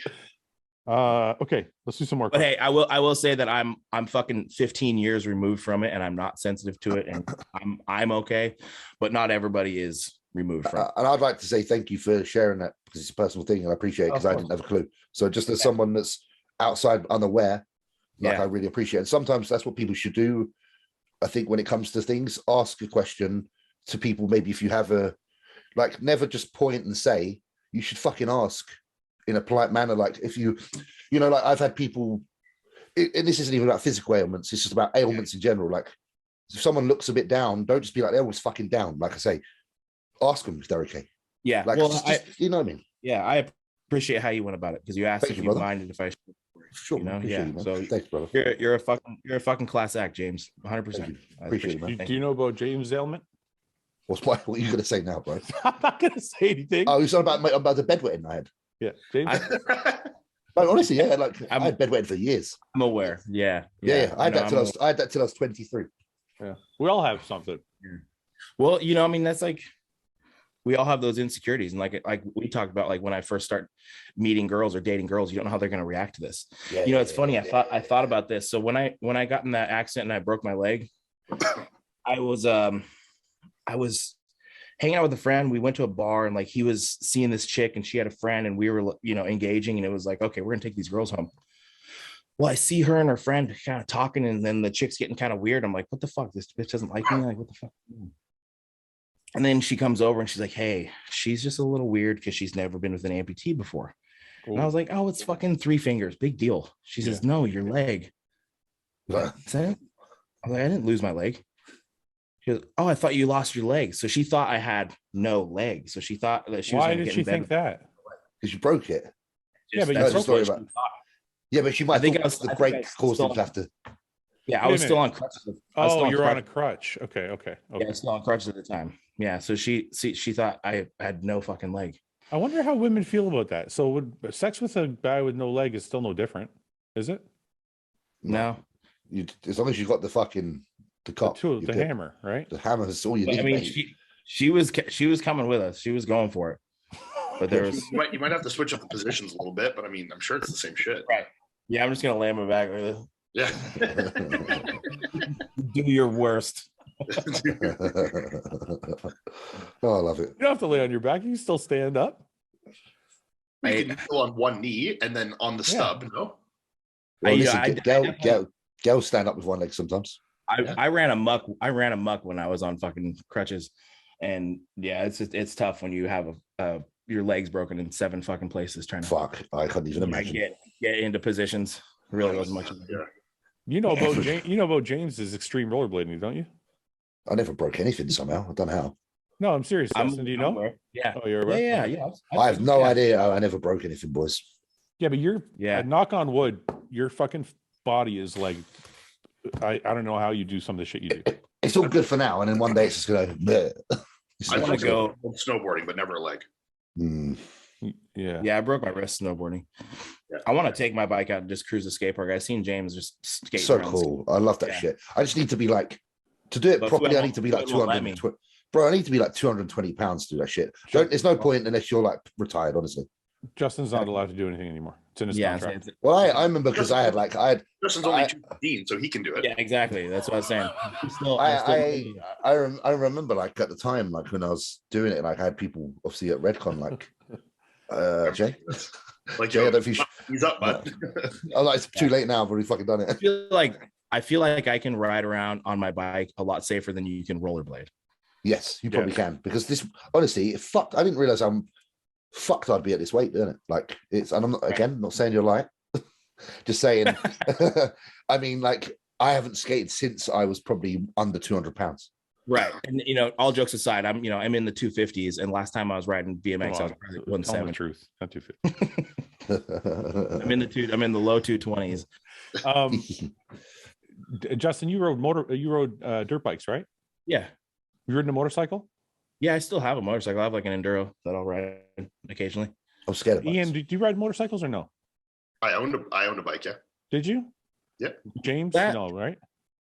That electric bike, was that like the first time you ever rode a motorcycle? Yeah. Yeah. You look comfortable. Dude, it was awesome.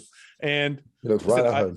Listen, I've always wanted one. So not an e-bike. Always wanted a motorcycle. I got the boots, the jacket, the helmet, the gloves. I went and took my like M1 course, which is like the first level in Canada. And I had all ready to go. And then the insurance company was like, you got to take the bike course. Like, so they have like these bike courses that are like 2-day courses that you got to go. Insure you with an M1. No, but it was your company would. It was something like fucking $7,000 a year or something like that. I'm like, fuck this shit. I'm not. Yeah. So like if you go take the course, it's like $3,000 or something like that. I'm like, okay. So, but I just never took the course. And now after riding that thing, I think I'm going to get a motorcycle. It's like I went on a moped once and I was traumatized. Dude, no, fuck that. Mopeds are so fun. Me and my buddy, my brother, my friend, and I, we always had little Vespas. Yeah. And I'm telling you, you want like, well, I mean, I was young, but I was like 25. But like, you pull up to a bar on a Vespa, and you're picking up chicks, dude. No, you're not. All I'm thinking about now, Fuck you. That's funny. That's funny you say that. Let me tell you what, there was guys at the bar that had like fucking jixers, want to take chicks out on a ride. Like, no, you're like, just hop on back. You wear your flip flops. It's fine. We just go around fucking zooming around in a Vespa. They love that shit. Is that I'm where you now met thinking Betty? of that scene. It's just dorky and fun. Did you meet a lot of Bettys that way? I pulled a lot of ass on my Vespa. You boys have seen Dodgeball. You've all shit's seen Dodgeball, you know? Yeah. Yeah. I'm just getting that scene, you know, when he gets picked up by the big black fella Michelle on the Vespa. And he's like, a Vespa, eh? I'm not getting a Vespa. I want to fucking, I don't know if I want to now. So fun though, dude. But like, now I don't know just if I want a sport bike or a Harley. Don't get a sport bike, man. You'll be so uncomfortable, and like unless you're way lighter. I'm losing weight pretty quick. Actually, not, but I'm getting smaller. It depends. Do you want to drive far? Or you want to rip around town? You know. I feel like I want to rip around town. I don't think I'm going on any. Yeah, sure. Get a sport bike, whatever. Yeah, I don't think I'm If going. you're not going to drive more than an hour, you'll be fine. Yeah. But like when if I drive a sport bike, like 20 minutes leaned over with my weight on my palms, man, my hands and my wrists are fucking destroyed. Really? Fuck that. Get a bobber, dude, where you're here. Yeah, that's what you need. you look good on a That'd chopper. fit you better. That's what I always wanted, and then kind of like. Yeah, I could see you all leathered out with like the fucking skull cap helmet and just fucking, you know, with sick bandana. Yeah, bandana over your face, let the beard grow a little more. The bodybuilding bollocks guy is totally gonna fucking mock this up and put it on. Oh yeah, That'd be the way to go. And I'll be on my Vespa behind me. Yeah. Want a race? All right. Who's had the fluffiest off season? Probably me. Yeah, you're gross. Well, we can't all be 220. So cheeseburger off season. Yeah, always be 220 and diced. Actually, I'm 220 and fat. It's not good. What's the fattest you've been in off season, Fouad? You've been pretty fat before in an off season? I feel like I was really fat, but when people say 15% body fat, I don't think I was ever over 15% body fat. Yeah.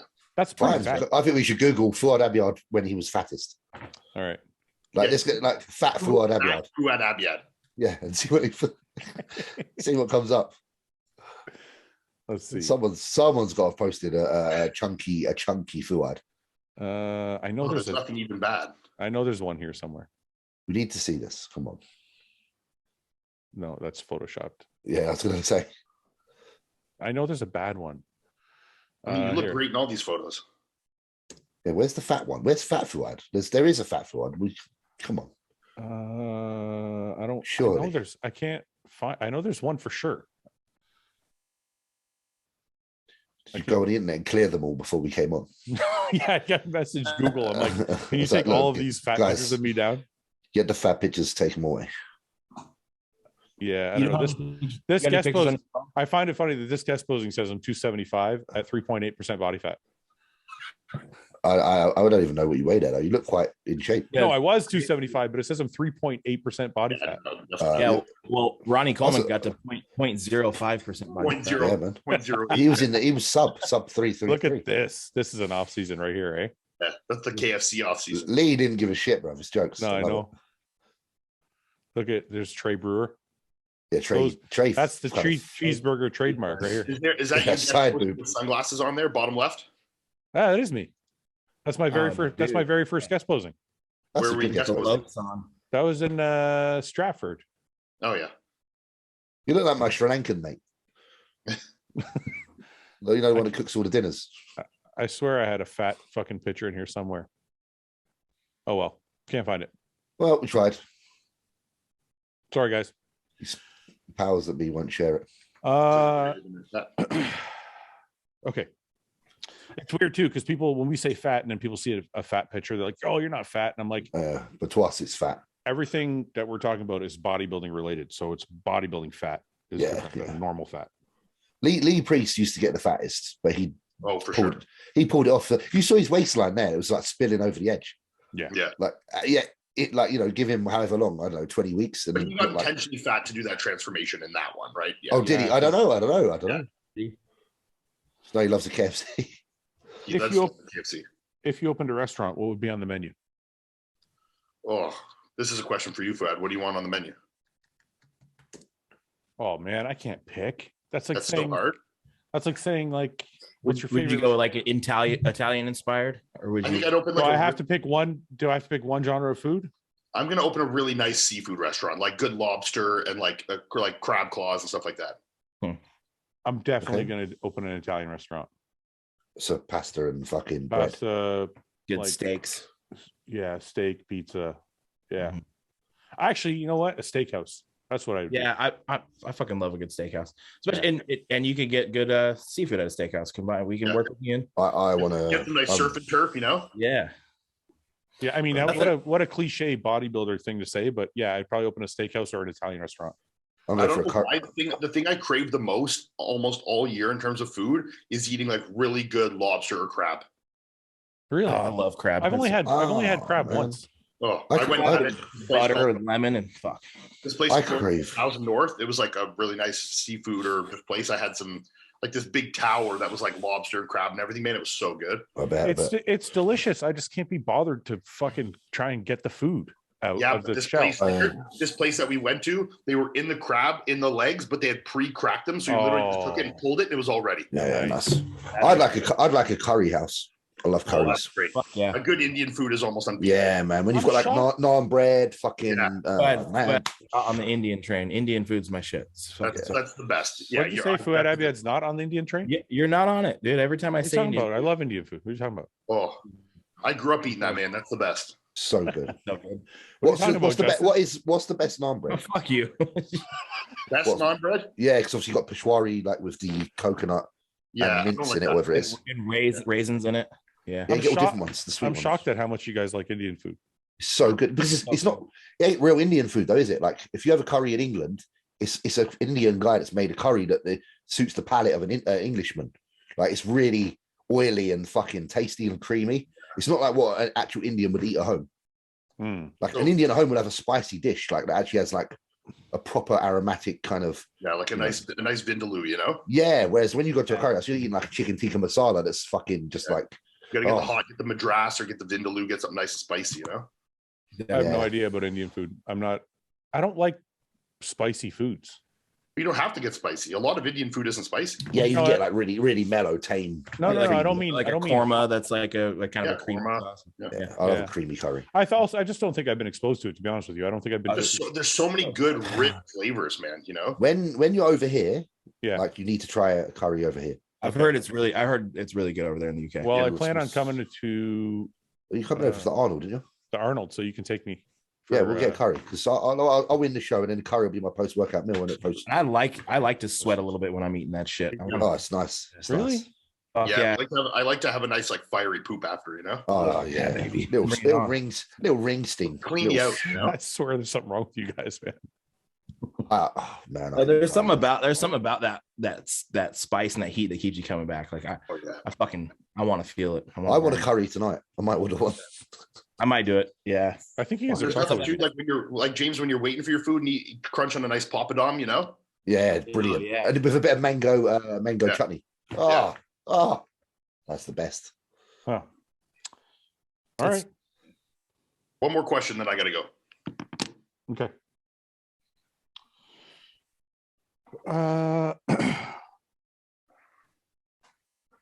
Let me see. Touch and taste or smell and hear. Can only pick two to keep. Touch and taste. There's no sight. Touch and taste. So we're always keeping our. Let's assume you can keep your sight always. So touch and taste or smell and hear. Touch and taste, bro. Touch and taste. I want to hear. I need to hear. Oh yeah, God. I'm gonna And take. if you can't smell, you can't fucking taste anyway. I'm gonna take. Touch and hear. I don't think No, you're I allowed. think it's one. I think it's one or the other. What do you You mean? got one or the other there, Ian. You I can think either have it's touch and taste, Touch and taste. or smell Oh. and hear. It's two pairs. Yeah. I'm going to take smell and hear because I think if you can smell, you can taste automatically. I'm Anyway. gonna take smell in here too. Wait, I think you're trying to break the system now. I don't think that counts. It's a loophole. The smell that will give you some, but it won't give you the full flavor. I don't Yeah, care but that much. I don't care that much about tasting. I just want to hear. Oh, Your lack of love for food drives me insane. I mean, I was I just don't saying, know. look, I loved Indian food. I just don't care that much, you know? I care he more cares about, more you know, about like, hearing. see people, hear people, like life, you know?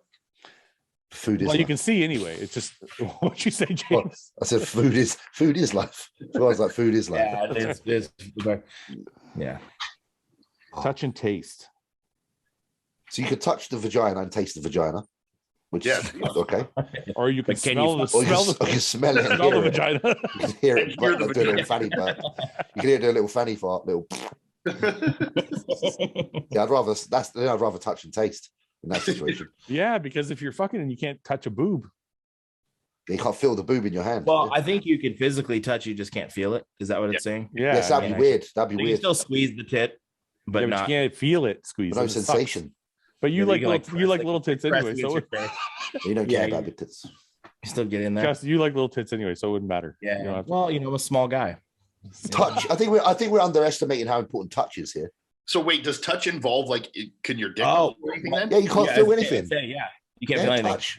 So it's now comes down to touching or hearing because they're the two important senses. Yeah. Oh fuck. That's a big deal, man. Shit. Like This is touch. niche. This is tough.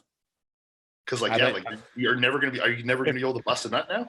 You'd have to ask. I don't think touch includes your dick. I think touch is like your hand. Touch is It's everything, feeling. bro. You just touch is made, everything. you just made that up, James. No, touch is touch. It's a Touch is touch. touch. Everything. Like imagine doing weights, yeah, and you can't feel it when it's gonna like you might get a pec test, you can't feel it. You're just like where we'll If fuck. touch is touch like everything, I might have to go touch and taste. Yeah. I Yeah. think so. Like the hearing's important, but I mean, You I know, love you can- I you can love learn- food you can learn too. I gotta sign be able language. to taste it. you can learn sign language, guys. Yeah, you guys can. I can't. Well, well, I think to be fair, it's probably After everything we just said, Well, no, because I'm trying to remember some of the fucking sign language I know, and you do. It's legit there. You do have to use two hands on Yeah. some of it. Yeah, you need your fingers. Fuck. Here, I can do this one. Can you do it with toes though? I You can do learn it with your toes. feet. You can learn it with your feet though. That'll do. All right. There's the touch hat. and taste. All right. Are we all gonna go, or is just Ian gonna go? I can hang on for a few more minutes if. I'm good for a bit. All right. I'll Ian, see you you gotta guys go. then. All Take right, care, bro. Ian. Good to see you, Easy, man. Bye. Bye, buddy. Hey, it's Easter, you guys. Happy Easter. I know. Happy I know. Easter. Happy Easter. Yeah. It's quite a big thing, isn't it? Is it quite big in America? It is in big. Canada. Yeah. Yeah. Well, Cool. we have an Easter sale at Hostile, so does that make it a big deal? Good little plug there, mate. No, they're not going to get they're not going to see this whole tomorrow, so it'll be the sale will be Oh, over shit, anyway. yeah. Oh, too yeah, late. yeah. Nice Oh. plug, man. Use shut up. Fuck. Oh, I forgot we're not in real time. Question for everyone: what's your go-to move in the bedroom when you were a kid and can still do it now? When you can't, or when you were a kid and you can and do still do it now. So what's I'm not creative. Like I just like to hammer. I don't I'm not really very creative either. Yeah, I like a leg up, a hand around the back, hoisting the arse a little bit up. Bam. Mhm. Don't, Do you do I don't anything need nothing creative? special. Do you do anything creative, Justin? Oh man, I don't know. A little. I reckon he does. I reckon he does. Yeah, he looks like somebody who Can't- do some Well, weird shit. I can't talk about the shit I do, Fouad. He's probably did some like downwards dip shit, like got them for their legs, like fucking Downwards like this, and like drilling away. You do, see it. don't you? No, I can see it, right? Pins, No, pins, I don't do a downward. pins dick. are on her shoulders. Spread your legs. Yeah. Little All right. swing. When was the first time you Google searched yourselves, and what did you think of what you saw in the Google results? And when was the last time each of you Googled yourselves? I just Googled myself 5 minutes ago. Bro, I do it all the time when I'm trying to look for a picture to post because I ain't got none. Yeah, I actually Googled myself yesterday. I never do this. I Googled myself yesterday. I type in my name and it says Justin Shier hand. Justin Shier. No. finger. No. Yeah. So Well, is that that's probably because everyone's trying to figure out. Everyone probably- wants to know what the fuck happened. They see this. Yeah. Yeah. they were in a situation where they don't know yet because they haven't seen that podcast? Yeah. Yeah. Well, of yeah, course. we've been making jokes on the podcast, and all these people probably trying Like, to figure what out. happened? I Yeah, fucking just don't know. tell us. Yeah. We don't want to watch your shitty podcast. Tell us what happened. Just We give don't us really the like run. you. We don't care about your We story. just want the rundown, bro. We don't want the fucking details. Okay, fine. When's the first time you Googled yourselves? Like, it must listen. I probably Googled myself when I was young and I did music because Like one of the songs made it onto a CD. Oh, So I was just making sure that the credit was paid. really? Yeah. Justin? Fuck, I don't know. I never really did it until recently, just because I never had a reason to. I Googled myself probably. It wasn't like early on in my career. I think it might have been like I was probably already 2012. I was probably like 12 years into my career already. Yeah. Yeah. My friend used to use that as a pickup line in the bar because he rode professional BMX. He would just always say, Google me. Oh, that's irritating as fuck. I would never do that. I'd get slapped for that. Like some Yeah. bitch would be like, "You're just an egotist." Yeah, but No. it would end up working, and you'd be like, "What the fuck?" I remember being at a strip club when I was a bit younger, and I was outside, and a girl started talking to me, and she was really polite, and she said her boyfriend was into bodybuilding. And I said, "Oh, he might know me." And I didn't mean it like in an ego way, Yeah, because I wasn't even a pro at the minute, but I competed a lot, and it's a small community. Yeah. As soon as I said he might know me, her face went, "You're a fucking arrogant wanker, aren't you?" Kind of thing. I was like, "Oh fuck!" I was like, "Whoa, I know, whoa!" man. I was literally just saying, like, bodybuilding here is quite a small community. We all know each other. Yeah. Fuck, man, I got attacked for that hard. But it came out like I'm kind of a big deal. It's like it came out like I'm fucking Ron Burgundy saying, "Trust me, you'll know who I am." I'm a big deal. Like I'm kind of a big deal. It was one of those situations, but I weren't doing it like that. I promise. You know what? I want to end on this question, and I'm sorry it's not lighthearted, but I was thinking about it. Yeah, great. I'll ask the question. If you guys don't want to answer it, we'll skip it. I'm sure it's fine. I answer everything, to be fair. Okay. If you died tomorrow from a health condition caused by bodybuilding, would you say it was all worth it in the end? No. Yes. You know what? You've curated a life and a legacy, and you've created security for your family, and you've done beautiful things with bodybuilding. I haven't really done any of that shit. I haven't created a security for my girlfriend, my loved ones, and I haven't been around as many years as I wish to be around. I'd be very upset if bodybuilding cost me. Well, I guess this answer is going to be different for everybody, obviously, because also I don't have kids, right? I would hate to leave Summer alone, so that would be terrifying to me to leave her alone. But I think I would be more apt to answer this differently if I had a couple kids, of course, running around. But also, Justin, this is going to sound really stupid, and please, whoever thinks this is cheesy, I apologize. But just quickly, because me and Justin were talking about the term "sacrifice without regret" that I use all the time. Yeah. And I think Justin misunderstood it, and this is more what it means. So, sacrifice without regret means I'm going to sacrifice for the things I want, whatever the outcome, whether I win or lose. You're not always assured a victory. So no, for sure. So you're going to sacrifice, and you're not going to regret later. No, if it doesn't go your way. So this is So this is kind of along those lines. And the reason I'm saying that is because when I started bodybuilding, I accepted the risks. I took everything I could from it. And if something happens to me, then I won't regret it. It'll be what I wanted to do, and I lived the life I wanted to live. I think you may not, but I think we would regret for you. Yeah. I'm not trying to talk. No, I'm just saying that from we'd be like, damn, man, like, we would certainly. Yes. Yeah. So then that becomes a big part. That becomes a big part of the equation for me. How would they feel about my choices? Well, and that's why I said about Summer. I would be like, I would never want to leave Summer alone, but.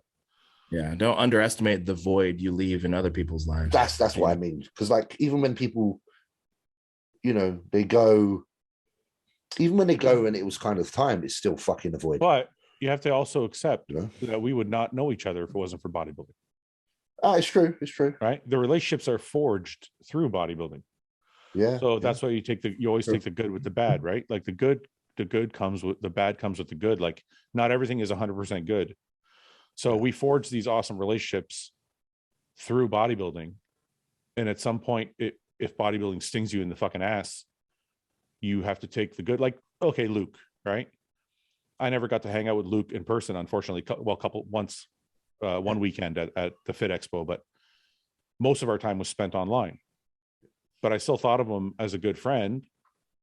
And had I never met him through bodybuilding, I would have never known Luke. Yeah. So you can't say if bodybuilding takes you away, then I wish you didn't bodybuild, because if we didn't bodybuild, we wouldn't have met each other anyway.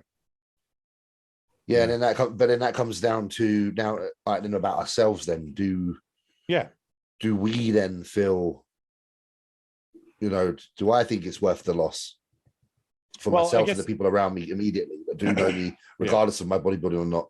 I don't know. I think it's very hard when it comes to the subject of death. Yeah, because death is final. Yeah. So it's very different than like a loss, like losing shows and shit, fucking hell, that's life. But then, when something's fucking final, yeah, it's tough. I guess you have to ask the question a little differently. If you're asking me today, something happened to me, I wouldn't want anybody to regret it for me. I would be like, this is what I wanted, right? But if you said to me when I was 20 years old, you're going to pass when you're 43 if you do this, then I wouldn't do it. Yeah, that's what I was going to say. So imagine this is the question. Imagine this is the option you're posed with today. James, you're going to be gone in 2 years, because of everything you've done. I'm going to give you one chance to go back before bodybuilding and say, if you don't do any of this, you'll be here till you're at 90. Yeah.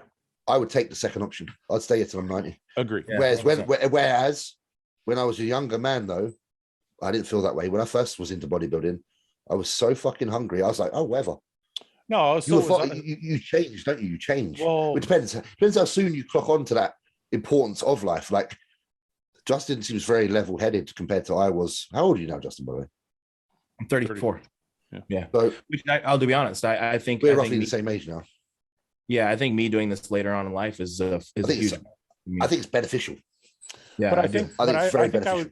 I would be different, James. I was super hungry to bodybuild also, and I accepted risks, but I never thought the risks would be as bad as what we're seeing. Well, and we didn't see what we see, did we? That's right. Let's be honest, we didn't, did we? So had somebody actually been able to tell me, look, 45, that's it. 45 years old, that's all you get. I probably would have never started. It's fucking hard because, like you say, we're so, like we're all passionate about what we do and we love it. And this question is just another thing that we try and discuss to make it better. Like the only way bodybuilding can become better is by having these talks and working out solutions, because this question is brought up only because what we're trying to do is put out there our opinion on the current state of affairs, and how does it reflect on how we feel. I think this one's even more specific, though. It's actually saying if something did happen, and I like Justin's answer because he's right. I think I can say something a little different than you guys because I've gotten all the way through to the end of it. Yeah, I think where you are in your life, like you say, the company, having seen your competitions to the end of that. The end, like there's more left behind that will help people around you immediately to put them in a position where they're like, you know what, that man was a blessing in my life, and I love him, and he left me in a position to be able to live my life to the fullest as well.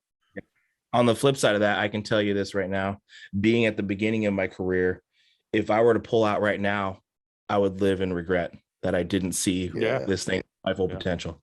Yeah, and that's the same no matter what age you fucking get into it. Yeah. But the problem is, I think when you start that would be hard to live with. Yeah. I think the problem is when you start too young, by then you've already made quite a lot of mistakes. Like I would say the mistakes, we can't erase them, but you'd do it differently if you could go back. Yeah. Like, whereas I think where you've come into it at this kind of time, I think you have the potential now to have a very healthy career. And I think that these kind of questions being posed to you, thank God, I believe they won't ever be something that's necessarily needed to be in your immediate circle. And for most people to be where I'm at, they've usually been taking stuff and training for a decade. Mate, listen, I'll tell you for myself. I started steroids when I was 17. I'm 33. Yeah. Like, what the fuck? I didn't take anything till I was 30 years old. Mate, salute to you. And if anyone's fucking listening to this podcast and can learn from somebody, they can learn from you, in my opinion. That's only my opinion.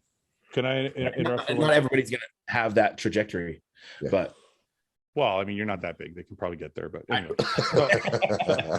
Listen, I just think the mindset behind it's better. But you said something, James, that I want to. It's actually really, really important, and we can finish the podcast with it because it's valuable. you said if we could go back and do it again, we'd do something different. So let's just go back and forth and spitball ideas. Give me one specific thing you would do different, and this will help people that are 20 right now. Yeah, this is why we can use this now to put the template in place. That's right. So name one thing you would do differently that you, off the top of your head, that you could do differently? The first thing is I wouldn't have started steroids so young. Okay. So that's the most obvious thing. I would have spent a bit of fucking time seeing how far I can get without. Okay. You know, for me, I would have never. I would have learned how detrimental binging could be from day one, because I got myself into an eating pattern where I would diet, and then binge hard. Gorge. Yeah, just Saturday night, binge really hard, then go back to diet, binge really hard, and that's a very dangerous, unhealthy thing. That it makes you this crazy relationship with food, doesn't it? And when I say binge, I want people to understand, I'm not talking about like a cheat meal. I'm talking about day an all out, like just fucking, that stuff is really bad for blood pressure. It's like, I bet you woke up at like as early as you possibly could and stayed up as late as you possibly could. Yeah, because I want to make the day last as long as possible. Yeah. Right? You'll be up at like 3 a.m. And then you go to bed at fucking like 4 a.m. Yeah. So when you say I would have started drugs later, when did you start? 17. And first bodybuilding show I was 18. So you would have, but you're the same as me then. You started for competition. Yeah. Which I still don't. I probably should. Again, it's hard because it's fucking hindsight, isn't it? Because I am where I am today. No, but the hindsight's important, because some 17-year-old kid is watching this going, I can wait till I'm 20 to do my first show. And did you get blood work done to see where you were at naturally when you did that? No. So then there you go. Another thing I should have done. I didn't get blood work done until blood work wasn't even a thing discussed until I was in my 20s. Yeah. By anybody. Yeah. Right. By anybody. That's a recent thing that's been people talk about more and more. A lot of it's to do with the environment of bodybuilding as well. And the decisions we made is not because we're not willing to do those things, because it wasn't what was said. Like when I started, there was so little out there on the health side of it. I didn't even take a health supplement until I was in my 20s. Right. Like, well, that's why discussions are so fucking important. Yeah. Let's make sure we don't go off. So start drugs later. Start drugs now. Don't health binge, supplements. Don't binge. Wait, don't binge. Yeah. What's the third thing, Ben or James? Can you hit? What's the third point? That what you mean? You mean Jay? You mean Justin? Because I've said. Well, Justin's 34, so he can't say when I was 20. Okay. Now the health supplements. Okay. You have these so available now. I didn't have these when I started. I didn't even know what an Amiga was. Mm-hmm. So Okay. You know, so you have to take them. I would say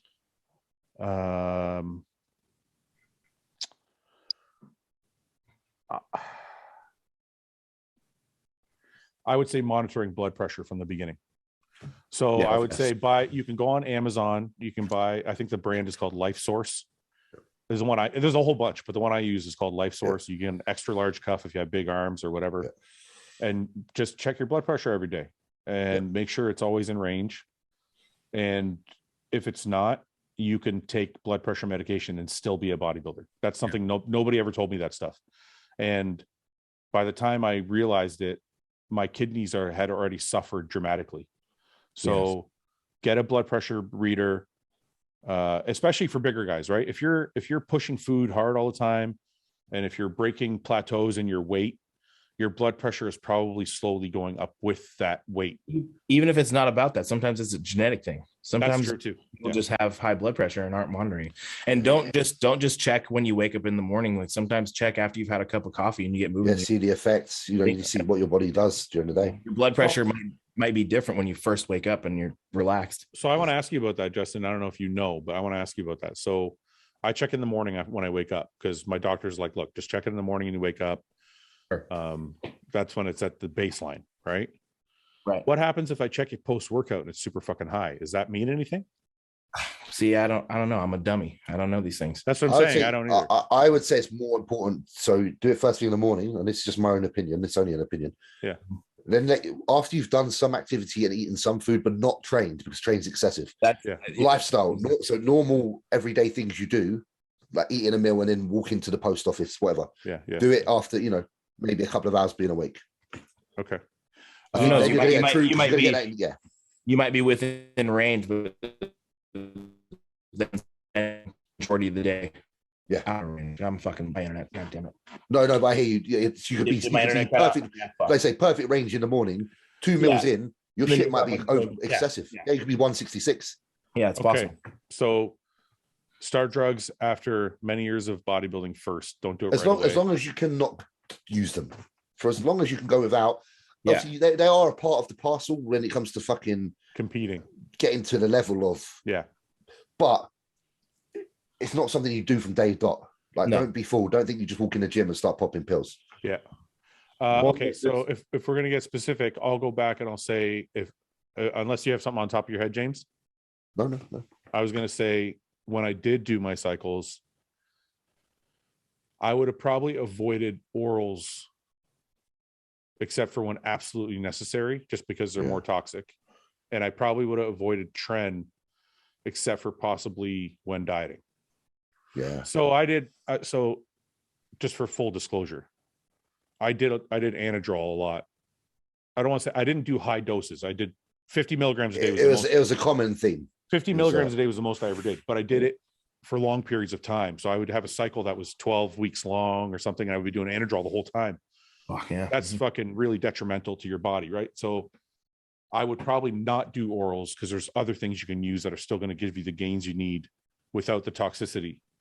So if possible, I would have avoided D-ball anadrol. And tren, there was a period of time where I took anadrol out and I put tren in the off seasons again for 10, 12 weeks at a time.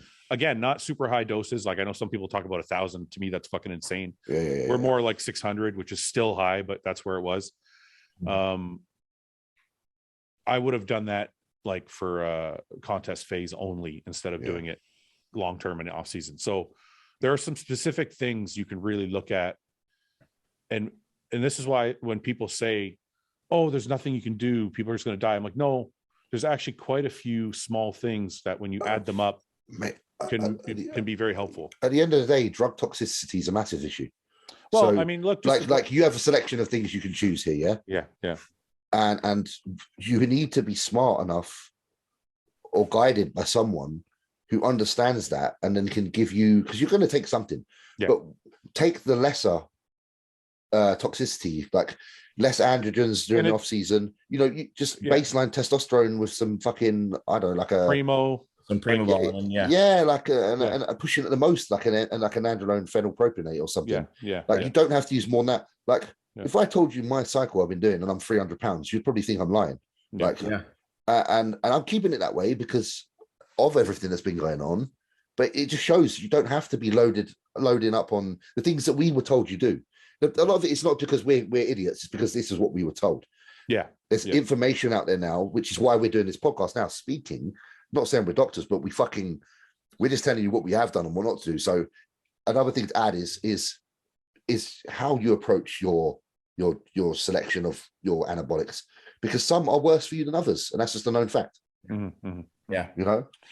So I've only taken up to 350 milligrams of trenbolone, and it's only been for the last 6 weeks of a contest prep. Perfect. The only time I've ever taken it, and that's, I mean, obviously I had good guidance. And that's another thing.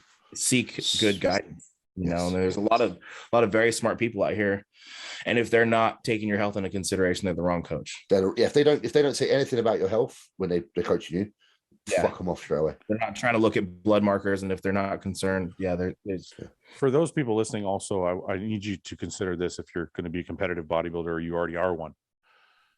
This isn't just about saving your life in terms of dying or having a heart attack. This is also actually more so because more of us are going to end up with ailments than death, in my opinion. So this to me is more so even about saving your kidneys, saving your thyroid, like taking care of your body in general. Because, and I'm going to use myself as an example, had somebody told me any of these things, especially the blood pressure monitor or staying hydrated, like these things would have helped me tremendously now at this point in my life. So don't think of it in terms of, well, as long as I don't die, I'll be okay. Because quality of life. It could be worse than dying. You could be on dialysis. You have to go to a hospital 3 times a week and sit there for 3 fucking hours while they pump your blood. and do that for fucking 20 years just to stay alive. So this isn't just about how do I stay alive? It's also about how do I stay healthy enough that I don't have a horrible life when I'm older. Absolutely. So, and so you can have a long and prosperous career. Yes. Like, because you want to, if you're a bodybuilder and you love bodybuilding, you don't want to just have a 2-year career. Mm-hmm. You want to be around for as long as you can doing that. And the only way you're going to do that is by being, again, more respectful of your own body. Attentive. Pay attention to detail. Yeah. I think the only other thing I would change from when I was younger is I think I would have been, I don't want to say, I guess I'll just say less sloppy with my form. I thought we were going to talk about training there for some reason. Well, it is a big part of it. Well, and this isn't necessarily like organ related, even though it can be, because muscle waste can also affect how your organs, the kidneys and things like that. But I'm talking more in just terms of longevity. We can also talk about injury. Like, yes, I think some of my injuries, injury is also genetic. You can do everything perfect and still tear muscles. Yeah. But I think I probably put a lot of wear and tear on my body with super high volume training. I probably put a lot of wear and tear on my body by not being perfect with form. And I don't say perfect. Look, even when I say perfect, I don't mean like, you don't have to get out a fucking textbook and be like, ruin your training. Still go have fun. But like, try and pay attention to what you're doing in the gym, because I think a lot of my muscle tears came from just being a little bit crazy. Like I actually used to pride myself on being a little crazy. I would go in the gym. Well, we were watching Ronnie Coleman. What the fuck were we going to do? That's the thing. I would watch Ronnie videos or Branch videos, and I'm like Branch. You got to go in the gym. Yeah. And I would pride myself on that, but I also paid the price for it. I mean, there's just a lot of things. I hope. So essentially, take your time with your training. Learn to do things properly, even when it comes to like the amount of load you lift. Like, just be patient. Yeah, because like really, say again, sorry, no, it's fine. Honing in on execution. I mean, a lot of what I do in the gym with my training, I do have in mind longevity, and I am trying to train the safest way possible. I mean, this is a high risk sport. Everything is, but a lot of what I do is not only just for efficiency, because it is going to help me build muscle, like doing things the right way, but yeah, I have longevity in mind when I'm with the precision behind my training. Justin, we trained in Texas, right? We had fun, right? Fuck yeah. All of our form was pretty good, correct? Oh yeah, definitely. Okay. So that's what I mean. So I don't think you have to get out a textbook and make your training so shitty and boring that it's like perfect. Right. And I think there's when we discuss it, I think even us sitting here kind of misunderstand each other. That's right. It's hard to talk about. It's hard to really give a definition without seeing. Yeah. When someone says perfect form versus having fun versus sloppy form. Like, ultimately it comes down to like an understanding of yourself, and then not going outside of that. There's like a little bit, there's a line that we can go beyond, which is an impressive line to the eye of everyone else. Yeah. But often when we go beyond that line is when we put ourselves at more risk. Yeah. So it's just about being like, I want to be near that line where I'm maximizing my efforts, but I don't need to go beyond that where a slight recklessness appears. Sure. So you can watch every bit of my training, and every single clip I post, I could have gone heavier had I had changed my form a little bit. A little bit of sloppy. Yeah. And that's what Nick's like as well. Nick trains very similar to that, I noticed. Yeah. Which is it shows it works. It's, at the end of the day, if that's your consistent way of doing it, anything that's consistent, and develop it and build it, it you're progressing within those parameters. Those parameters without changing parameters in order just to do more. So exactly. The one question I'd like to ask somebody, if they have this information, anybody watching, or maybe I'll have a podcast with somebody who does have this information, but I'm always curious. We have this conversation about high volume versus low volume training, blah, blah, blah. The one facet that we don't discuss is in a high volume type setting where you're doing 30, 20, like Roman example tells he did 40 working sets. When you're talking about 40 working sets, or even something approaching that, how much muscle waste is there, and how much more pressure and damage does that do to your kidneys? And how because of the breakdown, so the actual breakdown of muscle, right? Because you're breaking down more muscle. Like, is this just a bro science thing I'm talking about, or is that is it legit thing? Is it a legit thing? Is it like the more that the pedals to the metal for longer, do you leave more residue in your body for your body to clear up that's causing issues. Well, I mean, because commonsensically, and I could be way off, but commonsensically, I would think to myself, if person number A, person A is doing 2 sets to failure on each exercise for 4 exercises, and person B is doing 4 sets to failure on 5 exercises, this guy's going to have a lot more damage done to his body. You think there'd be more left over. Yeah. And I think there's also like, and then you look at those 2 guys and then you say, well, they're both making about the same amount of progress. That's why I'm in the 2 set camp. If I am as well. It's not going to help me make more progress, then why would I do more sets? Yeah. I mean, that's I noticed that. I noticed that on my own. And my sets, those 2 sets are going to be different than this guy's 5 sets. My 1 set on an exercise is going to be different than the 5 sets that gentleman does. Look, as far as like methods of training, I think people should do what they enjoy. But if we're speaking of strictly health, right, I just wonder if more work in the gym results in more detriment to the body. It would only make sense. Yeah. I mean, as far as your kidneys go, or as far as like wear and tear on your tendons, like all of that, right? Mm-hmm. So like anything, you want to get the maximum from it in the smallest amount of essentially time. The minimum effective dose. Yes, exactly. Same with everything. Same with the anabolic. Same with the training. Same with the nutrition. Like you want to be in a surplus, but you don't want to be like. That's the thing. Like double your calories. If you're gaining, if you're growing, you're putting on 2 pounds a week. Don't increase food if you don't have to. No. Yeah, and shit like that. So, and that's another thing. Like the nutritional approach now as well. Like you said earlier about not gorging. That's definitely true, but also understand that it's again like the drugs. Ultimately, what you're putting in your body sets you up for 10 years down the line. Yeah. So be conscious of those ingredients that are entering you now play a role in your future. I really hope there's some younger guys that are watching this that are taking what we're saying into consideration, because it really does creep up on you, man. It's like, I'm telling you guys, I had blood work done, and get fucking blood work done. But I got blood work done from the time I was probably 28, because it started to become more popular at that time. Yeah. I would honestly tell you guys, from the time I was 30 or 32, maybe 32, I started to get questions about my kidneys. They still weren't bad.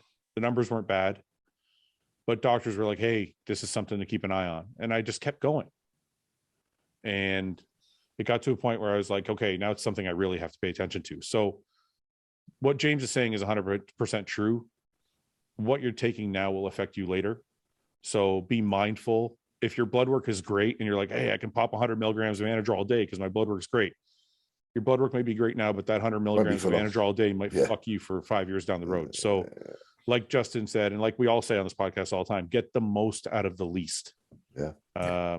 Anyway, I hope we're not beating a dead horse. I hope you guys that are listening enjoy us trying to help, man. I feel like it's my job. It is ours. This is why I said earlier, our job. We're in it. So we have to be the people that, if we wish for it to change, the only people that can change it are those that are currently in it. Yeah. In any capacity, what you're doing, what we're doing, we're all part of this right now. Yeah. Okay. Listen, I appreciate you guys coming on and helping me with this. It's thank you. They're important conversations, man. They really are. Yeah. I mean, even important for me to sit here and listen to you guys who've been doing this longer than I have. I'm learning just sitting here listening to you two talk. So I appreciate and value both of you as well. Seriously. Thank you. Next week, we'll get back to talking more about shitting and having sex, and it'll be back to regular. There was a little bit today. There's a little bit in the middle. I got to delete all that though. Oh, you got to delete. Oh, yeah. Some of it. Yeah. Okay. Okay. All right, boys. Listen, it's good to see you. Both. Thank you guys for the podcast. All right, gentlemen. We'll get together next week. Okay, guys. Hey, happy Easter. Yeah, you too, brother. Take care, mate. Okay, guys. Bye-bye. Bye, buddy. Thanks for watching. Please subscribe, share with your friends, and like the video. And if you get a chance, check out the description for all the different links to all the different places you can find Hostile and myself. And lastly, check out hostile.com for our new line of supplements and all of our apparel and gear. Thanks again for watching.